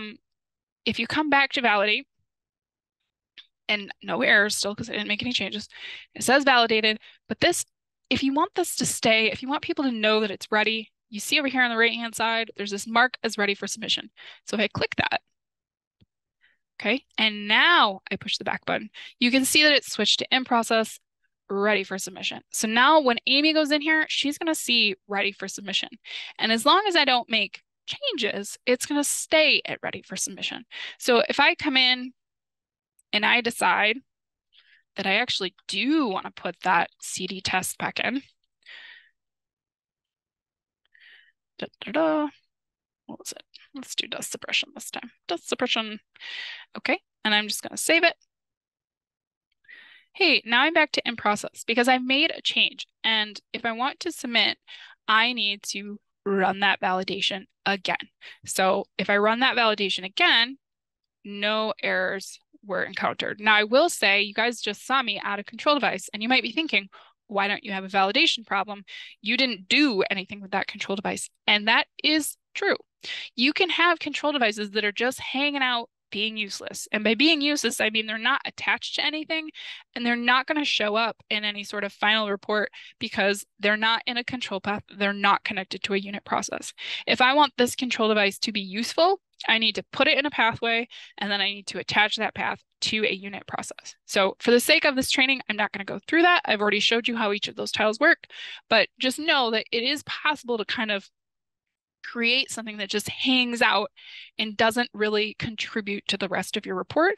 So whenever you add something, you want to make sure that you've added it in a way that it's doing something in other parts of the report. And right here is how you would know. Like, I can come into this control device and I can see there are no related control paths.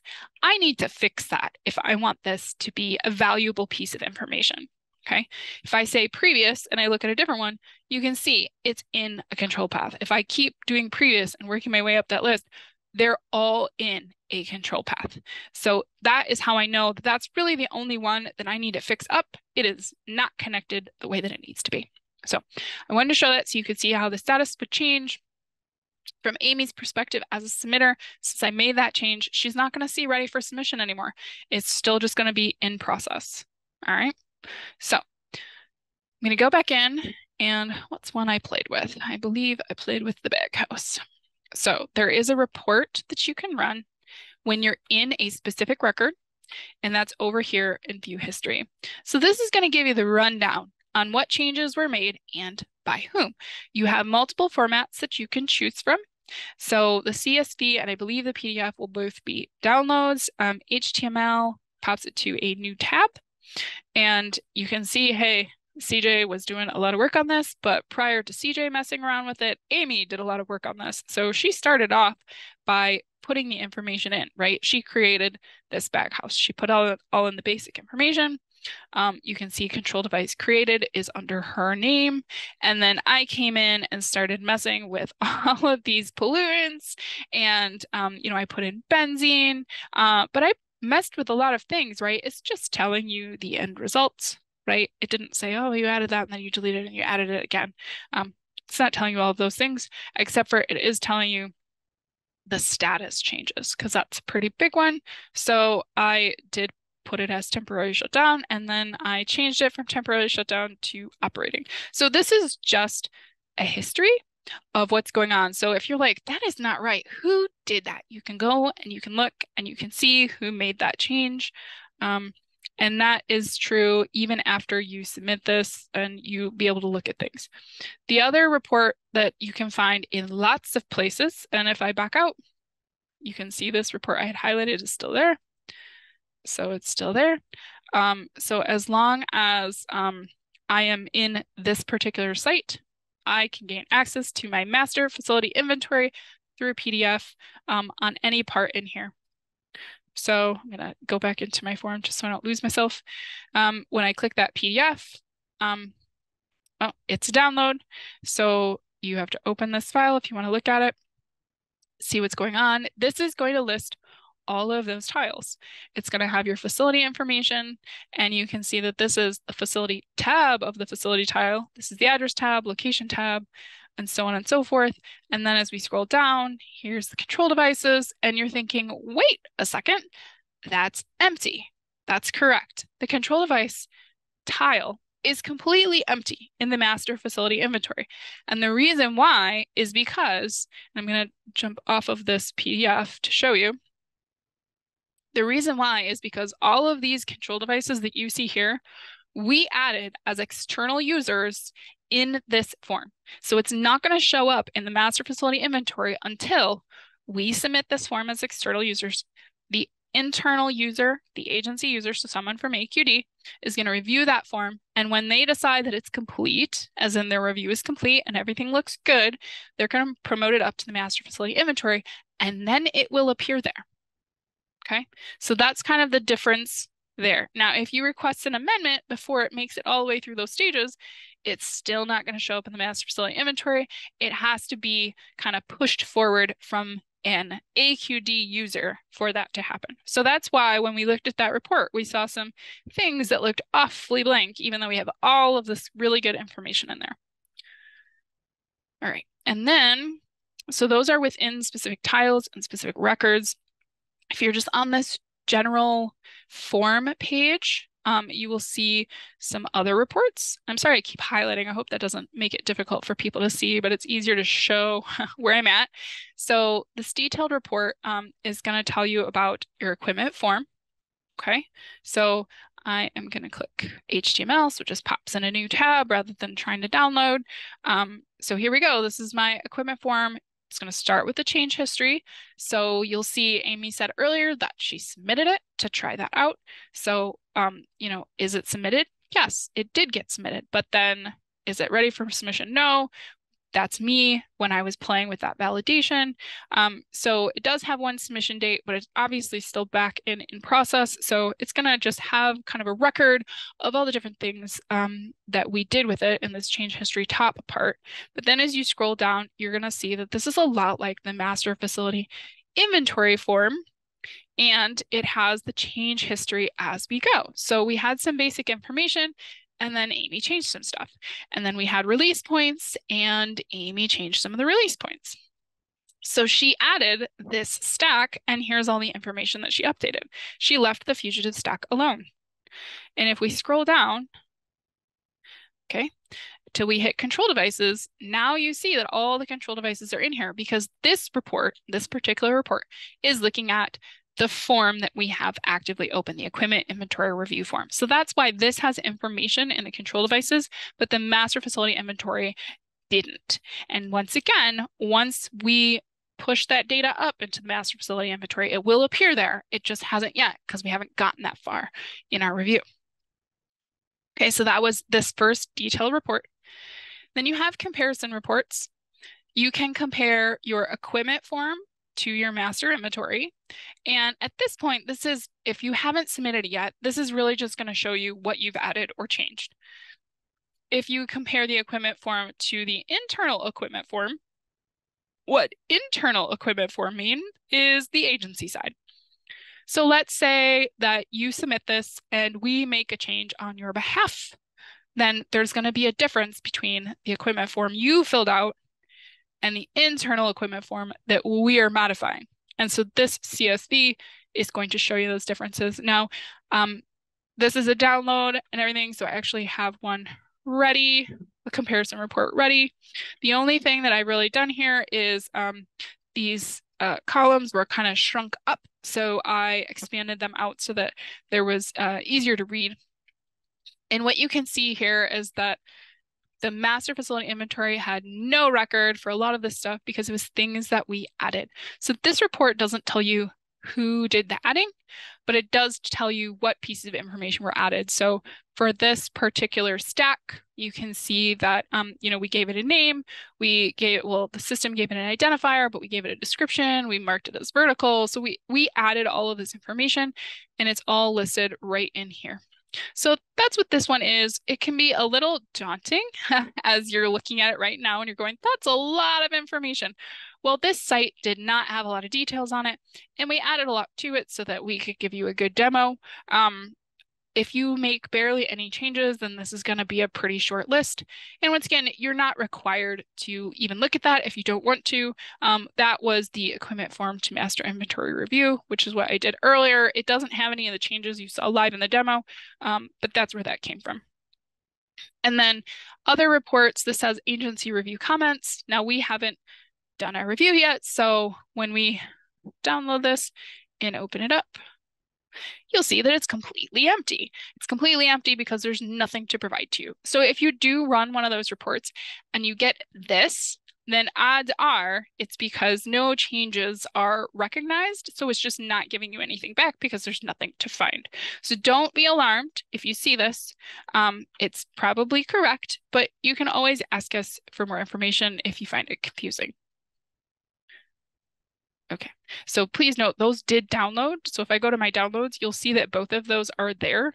The master facility inventory, which was the PDF, and that comparison report that I just pulled down is here. So just remember to clean up your, oh, it doesn't want to delete that because I have it open, your downloads if you're cluttering up your computer. So that's it for those reports. Now, Amy can't do anything until I validate again, because remember I had made that change. I'm going to mark it as ready for submit, and I'm going to go back and it should be good. So I believe, Amy, that is the last of my stuff. Is there any questions I should answer before I pass it back? Yeah, before you pass it over to Amy to submit, there were a couple questions that came in related to, let me just scroll back to them. About, if some of the stuff that you're talking about if tax will automatically be populated like they do in MERS for emissions, and that might be something that we're going to cover more specifically in the emissions reporting training, but wasn't sure if that's something that you could touch on. Yeah, so any pollutant that was calculated in MERS, whether it was calculated by you in the front end where you were actively picking and choosing how to make it calculate, or it was calculated in the back end by MERS itself, which it did for HAPS and tax. There was always a report you could run if you wanted to look at those, but some of them were not quite as visible. In this new system, they will be very visible. It's going to pull from last year and show you how it was calculated last year. So it should, default to a standard calculating method, usually an EPA-based methodology. But you will see them and they will default. If you want to have control for those pollutants, you do need to add it now in this equipment inventory review form, because that's one of the things you won't be able to change in January because it's part of your control devices or your control paths. So if you come in to,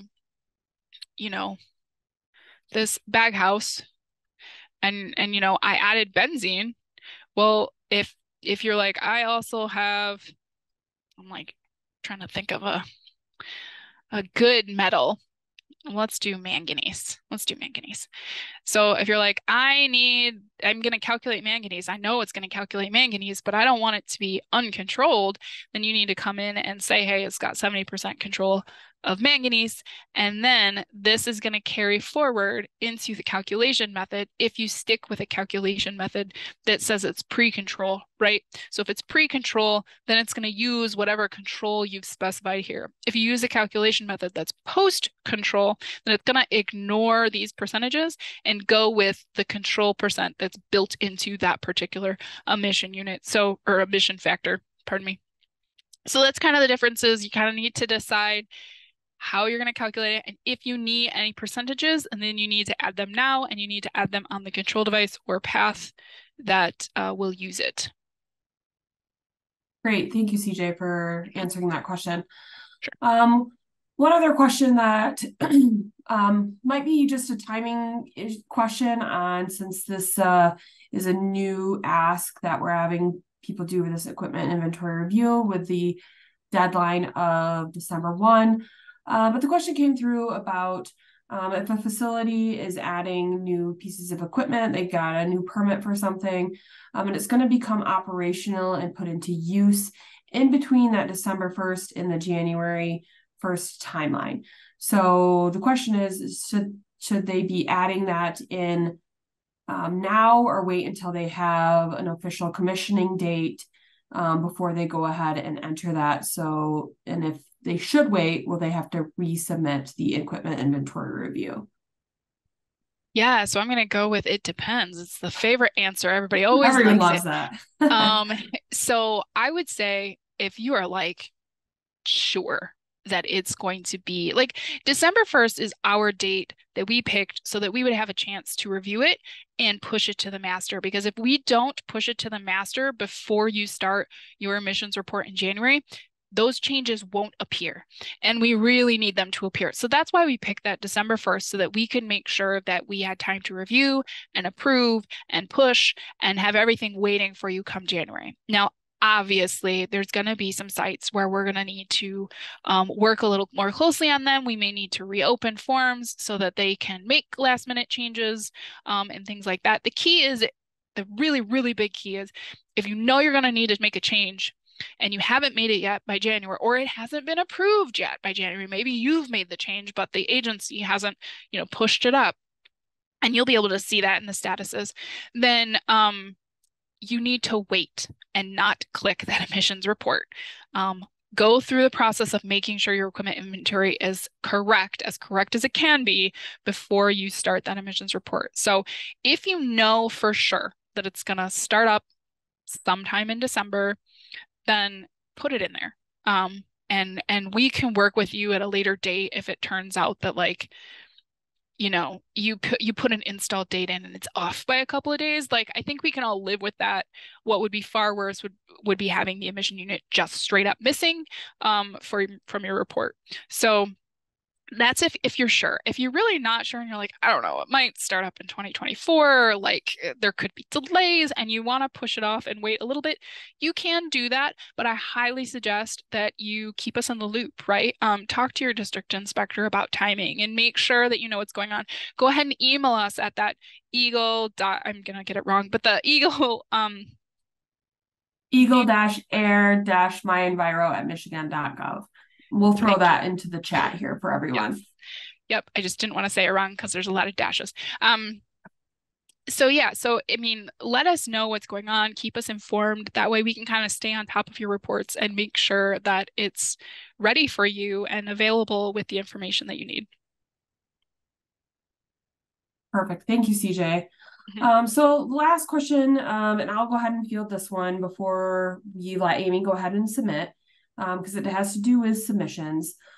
Is for those of you that have Title V sources wondering about the ROP certification form and whether or not you need to submit to that certification form along with this equipment inventory review. And the answer to that is no. You do not need to submit a ROP certification form with this equipment inventory review. You do, however, still need to submit that certification form when you submit your annual emissions report, which is due March 15th of next year. So you do not need to submit it with this review, but you do with your emissions reporting. And we will have additional instructions coming up, coming along for that as well once we get further into the emissions reporting time of year come January. So with that, I will go ahead and give it back to, I think it's Amy at this point, who's going to go ahead and show us how to submit, or maybe still CJ, I'm not sure, but go ahead and take it away. I'm ready for Amy to take over. If Amy, you just want to make sure to show them what this looks like on some of the other screens before you submit. Okay. I'm ready to take over. It did throw me for a loop. I'm like, what do you mean show it on other screens? Well, I have a lot of other facilities in my facilities, so I don't want to show them that, but if you can. That's fine. Yep, we'll get there. I did want to mention in the email through InfoMares and Eagle Air MiEnviro, I'm getting a lot of questions about user accounts and people not seeing their sites in the system. And it's because Mayor's user accounts did not transfer over as MiEnviro user accounts. You have to create a user account in MiEnviro to access it. Then you'll be connected to your site. So we have a lot of users who aren't creating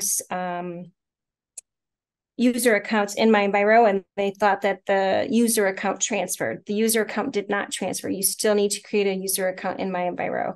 And then the other issue we're running into is people who do have a user account in MiEnviro thought they had a primary preparer user account in MARES, but they didn't. Maybe they were a primary emissions contact, but contacts and users are two separate things, and an update to a contact is not an update to a user, and vice versa.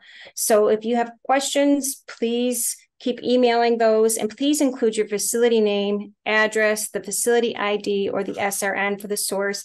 We're spending a lot of time emailing back and forth trying to get that basic information so I can look things up. So that'll speed the process up if you include some identifying information in those email questions. Okay, I'm going to share my screen.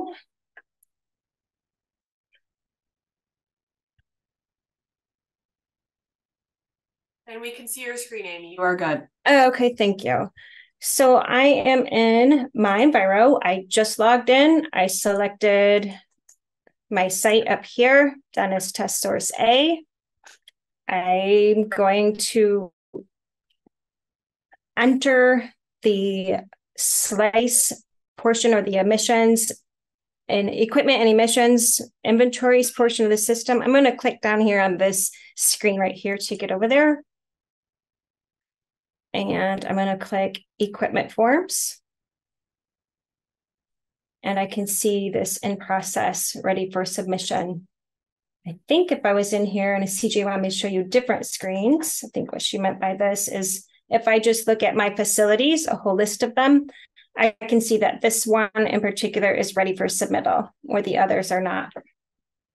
So that'd be a good screen for those of you who maybe have multiple sources and you're the certifier for all of them, to know when you have one ready for you to review and submit. So that's a good spot to go back to my facilities in order to be able to check that, because and correct me if I'm wrong, the system doesn't automatically give you an email letting you know that it's ready for submission. If you are submitting it to your certifier, you will need to let them know it's ready to go so they can log into the system. Go ahead, Amy. Okay.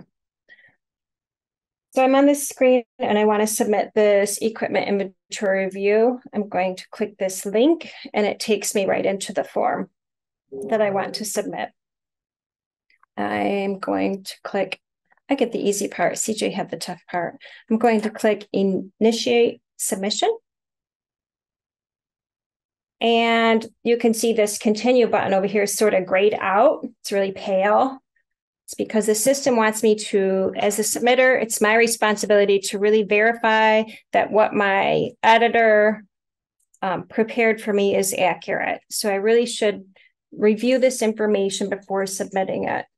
Even if I hire a consultant, I should look at it and say, yes, they did their job well. I like what they've done here. It looks good to me. I want to submit this. So only after you click this view electronic document button will the continue button be available. So I've done that. I'm going to click continue. This is where I'm acknowledging and that I'm certifying that the data is accurate and that I am the owner of the account used to perform this. Yes, I have the authority. Yes, I agree to all of these statements. Click continue. I have to answer some questions. Re-enter the same password that you used to log into the system is the password that they're requesting here. Continue. I probably had a typo in my password.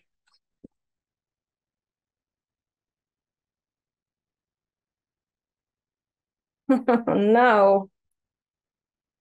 Okay. Well, this is embarrassing. I can't even type properly.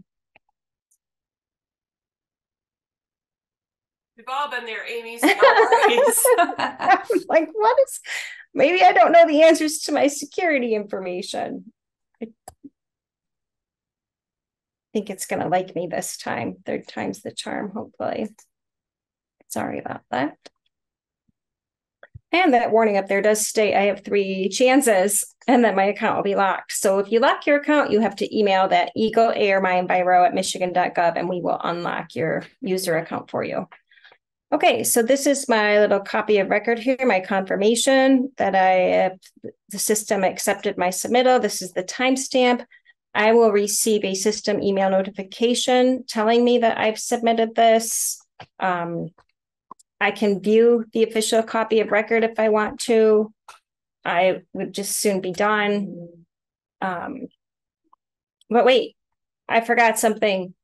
I can either do this now or I can do this later. If I'm right here in this form and it's submitted, I can click this link over here to request an amendment.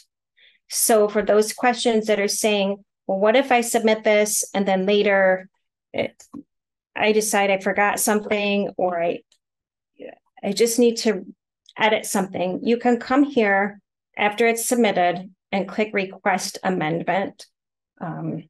I can show you how to get here from MiEnviro portal. It's the same as previously. If you're in MiEnviro, you're on your site. You notice I no longer have the equipment inventory form over here on my right. It's gone because it's been submitted. So I can't access it there, but I can access it here at the equipment and emissions. I can't say that. Equipment and emissions inventory screen. I could go to submissions screen now because it's been submitted. And here it is, the equipment inventory review form right here. It's the one I just submitted today. And I can view it or I can revise it.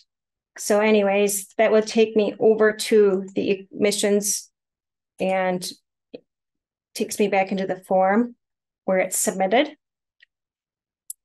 So either of those ways, you can get back over here after something is submitted and you can click request amendment. And I'll show you how that works. It's pretty simple. Message. I missed an emission unit. Okay, so that's my reason I need the amendment and I click submit. That's it. Now the AQD gets a notification. They'll review this request for amendment. If you look at it here, let's see what it looks like here. It's no longer ready for submission. It looks just like the other ones. So you will receive an email to the AQD when they approve that. And then when you're back in MiEnviro portal on your dashboard, once they approve that and return it to you, you'll be able to access that equipment inventory review form over here again. And it'll be the continue button instead of the begin button. And you'll go back there and there. Everything else you did on there will still be there. And then you can just add your emission unit and go through the validation and resubmittal process again. So I've already showed you the submissions screen, which is where you can find your submitted equipment form. If you want to view it, you just click view like I did earlier, and it takes you to the form. And to view the form, you click on the tiles, just like you would when you were editing it. Or back here in MiEnviro, you can click on this document screen. Why don't I have a document? I don't think the system has generated it yet. It's a little bit too quick here for the UAT.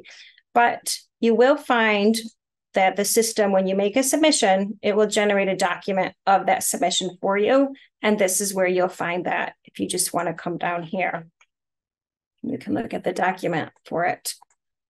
I don't think I have anything else to demonstrate.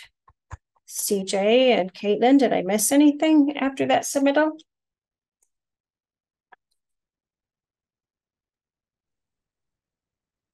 I don't think. Go ahead. Yeah, I don't think so. We definitely know that there are going to be questions about things getting submitted, and if you have questions on if it goes through to your district inspector, remember that you can always reach out to your district inspector too to make sure that if you did need to request an amendment like Amy did, that you send them a note, say, hey, I forgot an emission unit, just so that we can move things along as well, especially if we're running up to any deadlines on that. So CJ, were you going to provide an additional comment there? No, I don't think I see anything else on our list. There are some questions we could just jump into, but. Okay, let's do questions. Yeah, so there's questions in here about emails and notifications going to who is getting emails and notifications when things get submitted or things get sent back between the AQD and MiEnviro users. So who gets those emails, or do anybody get those emails, or do they just need to log into the system in order to see if something got returned or something got approved and moved on?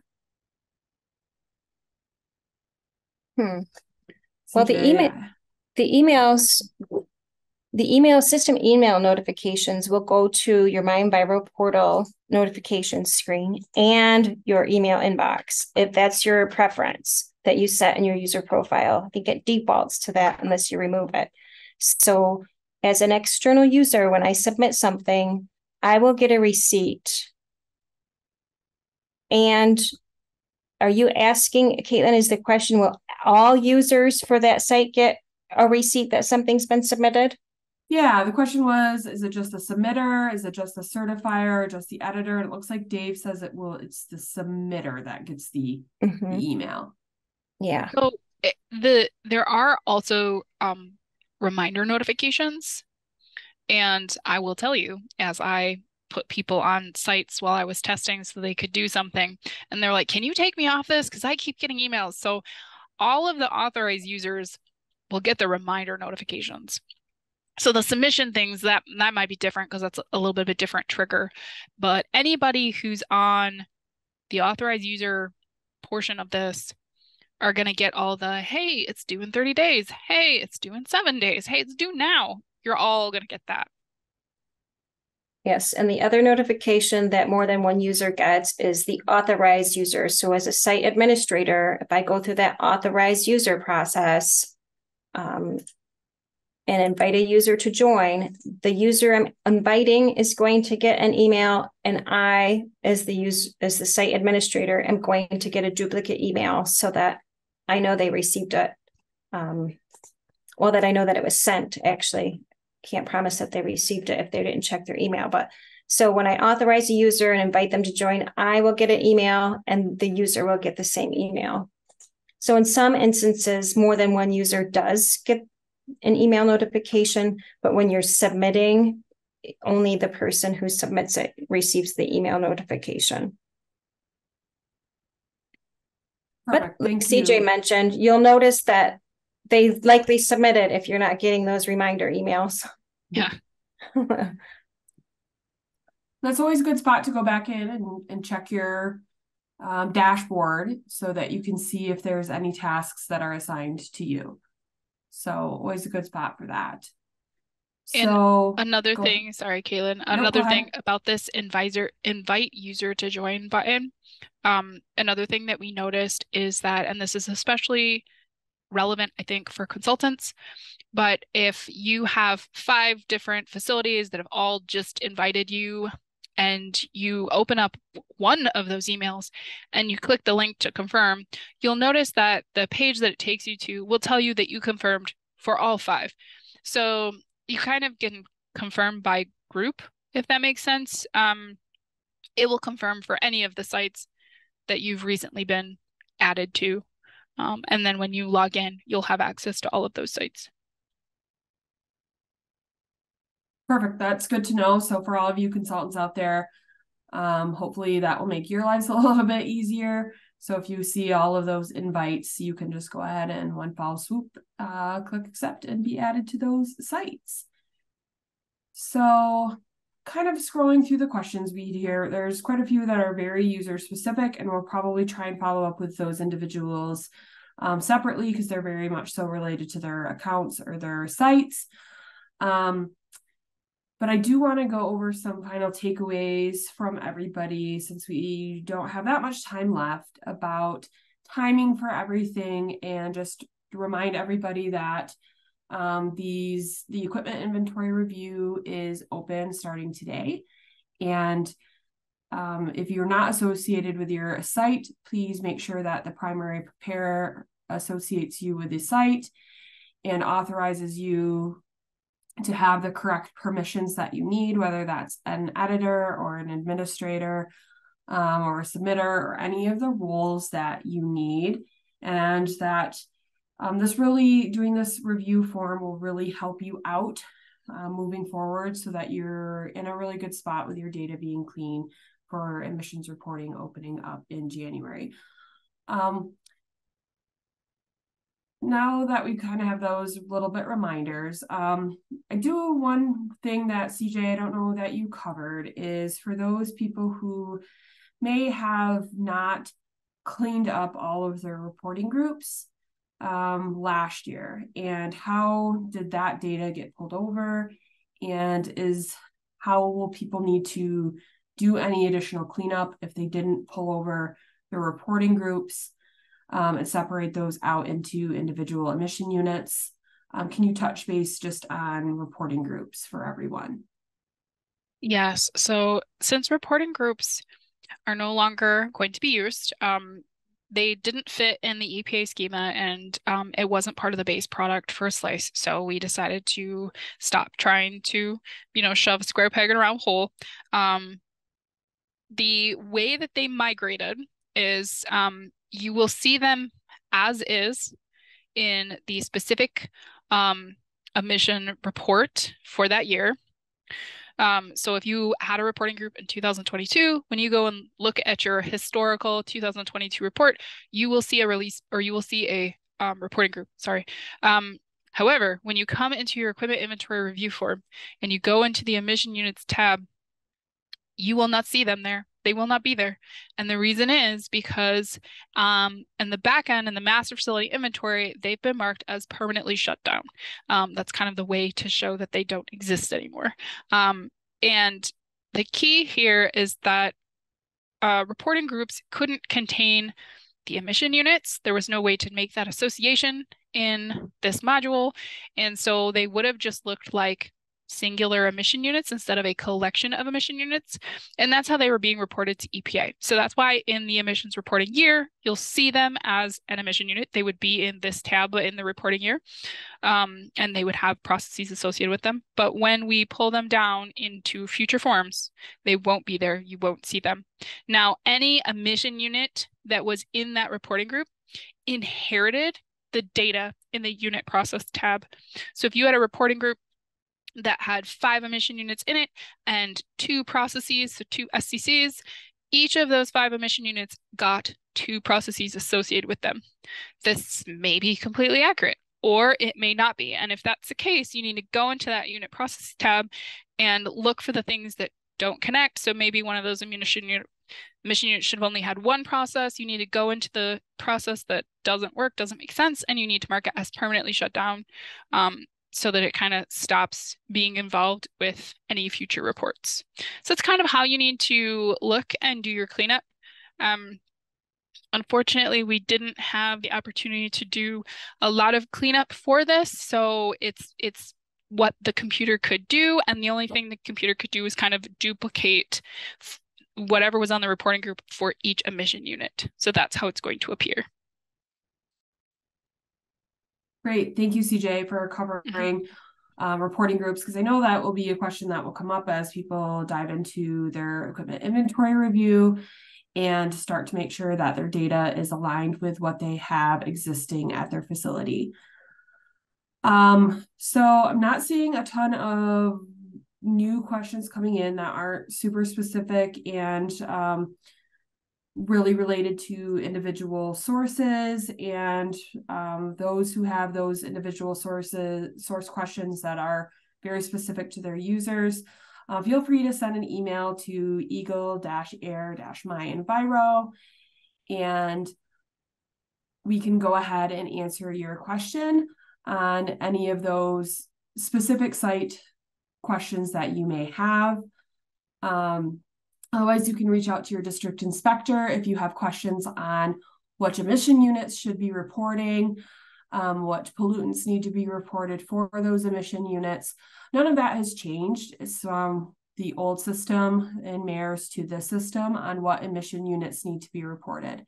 So please just note that that's all the same, and that guidance is the same, and the guidance for reporting of those stuff, it will be posted if it's not already. I haven't checked in the last little bit, and if it's posted to our website. So go ahead and check out our emissions reporting webpage in case you have questions on any of those, what needs to be reported, is something temporarily shut down, or any of those definitions as well. As a reminder, as Amy kind of pointed out when she was having trouble logging in, and if you get those 3 failed attempts, eagle-air-MiEnviro will reset those questions and get you back into the system. And if you did change your email from last year to this year, and you need to get that updated and reassociated again, eagle-air-MiEnviro is the new InfoMares. So please email them and they will get you all set up. So I'm going to do one last scroll through on the questions to see if we have anything that is new and going on. Otherwise, I do want to thank everybody for taking this time out of their day to attend this training. We know it was a lot of content, a lot of information, and a long period of time for you to be taking time away from your other duties that you have for your job. So in the meantime, I'm not seeing anything else come in. So thank you, everybody. We will have a recording of this webinar posted as soon as it becomes available. It'll probably take, a day or so to get posted. We'll give you a link to that as well as any additional resources that we have. We will get that directly to your email that you used to sign up for this training. So with that, again, thank you and have a good rest of your afternoon.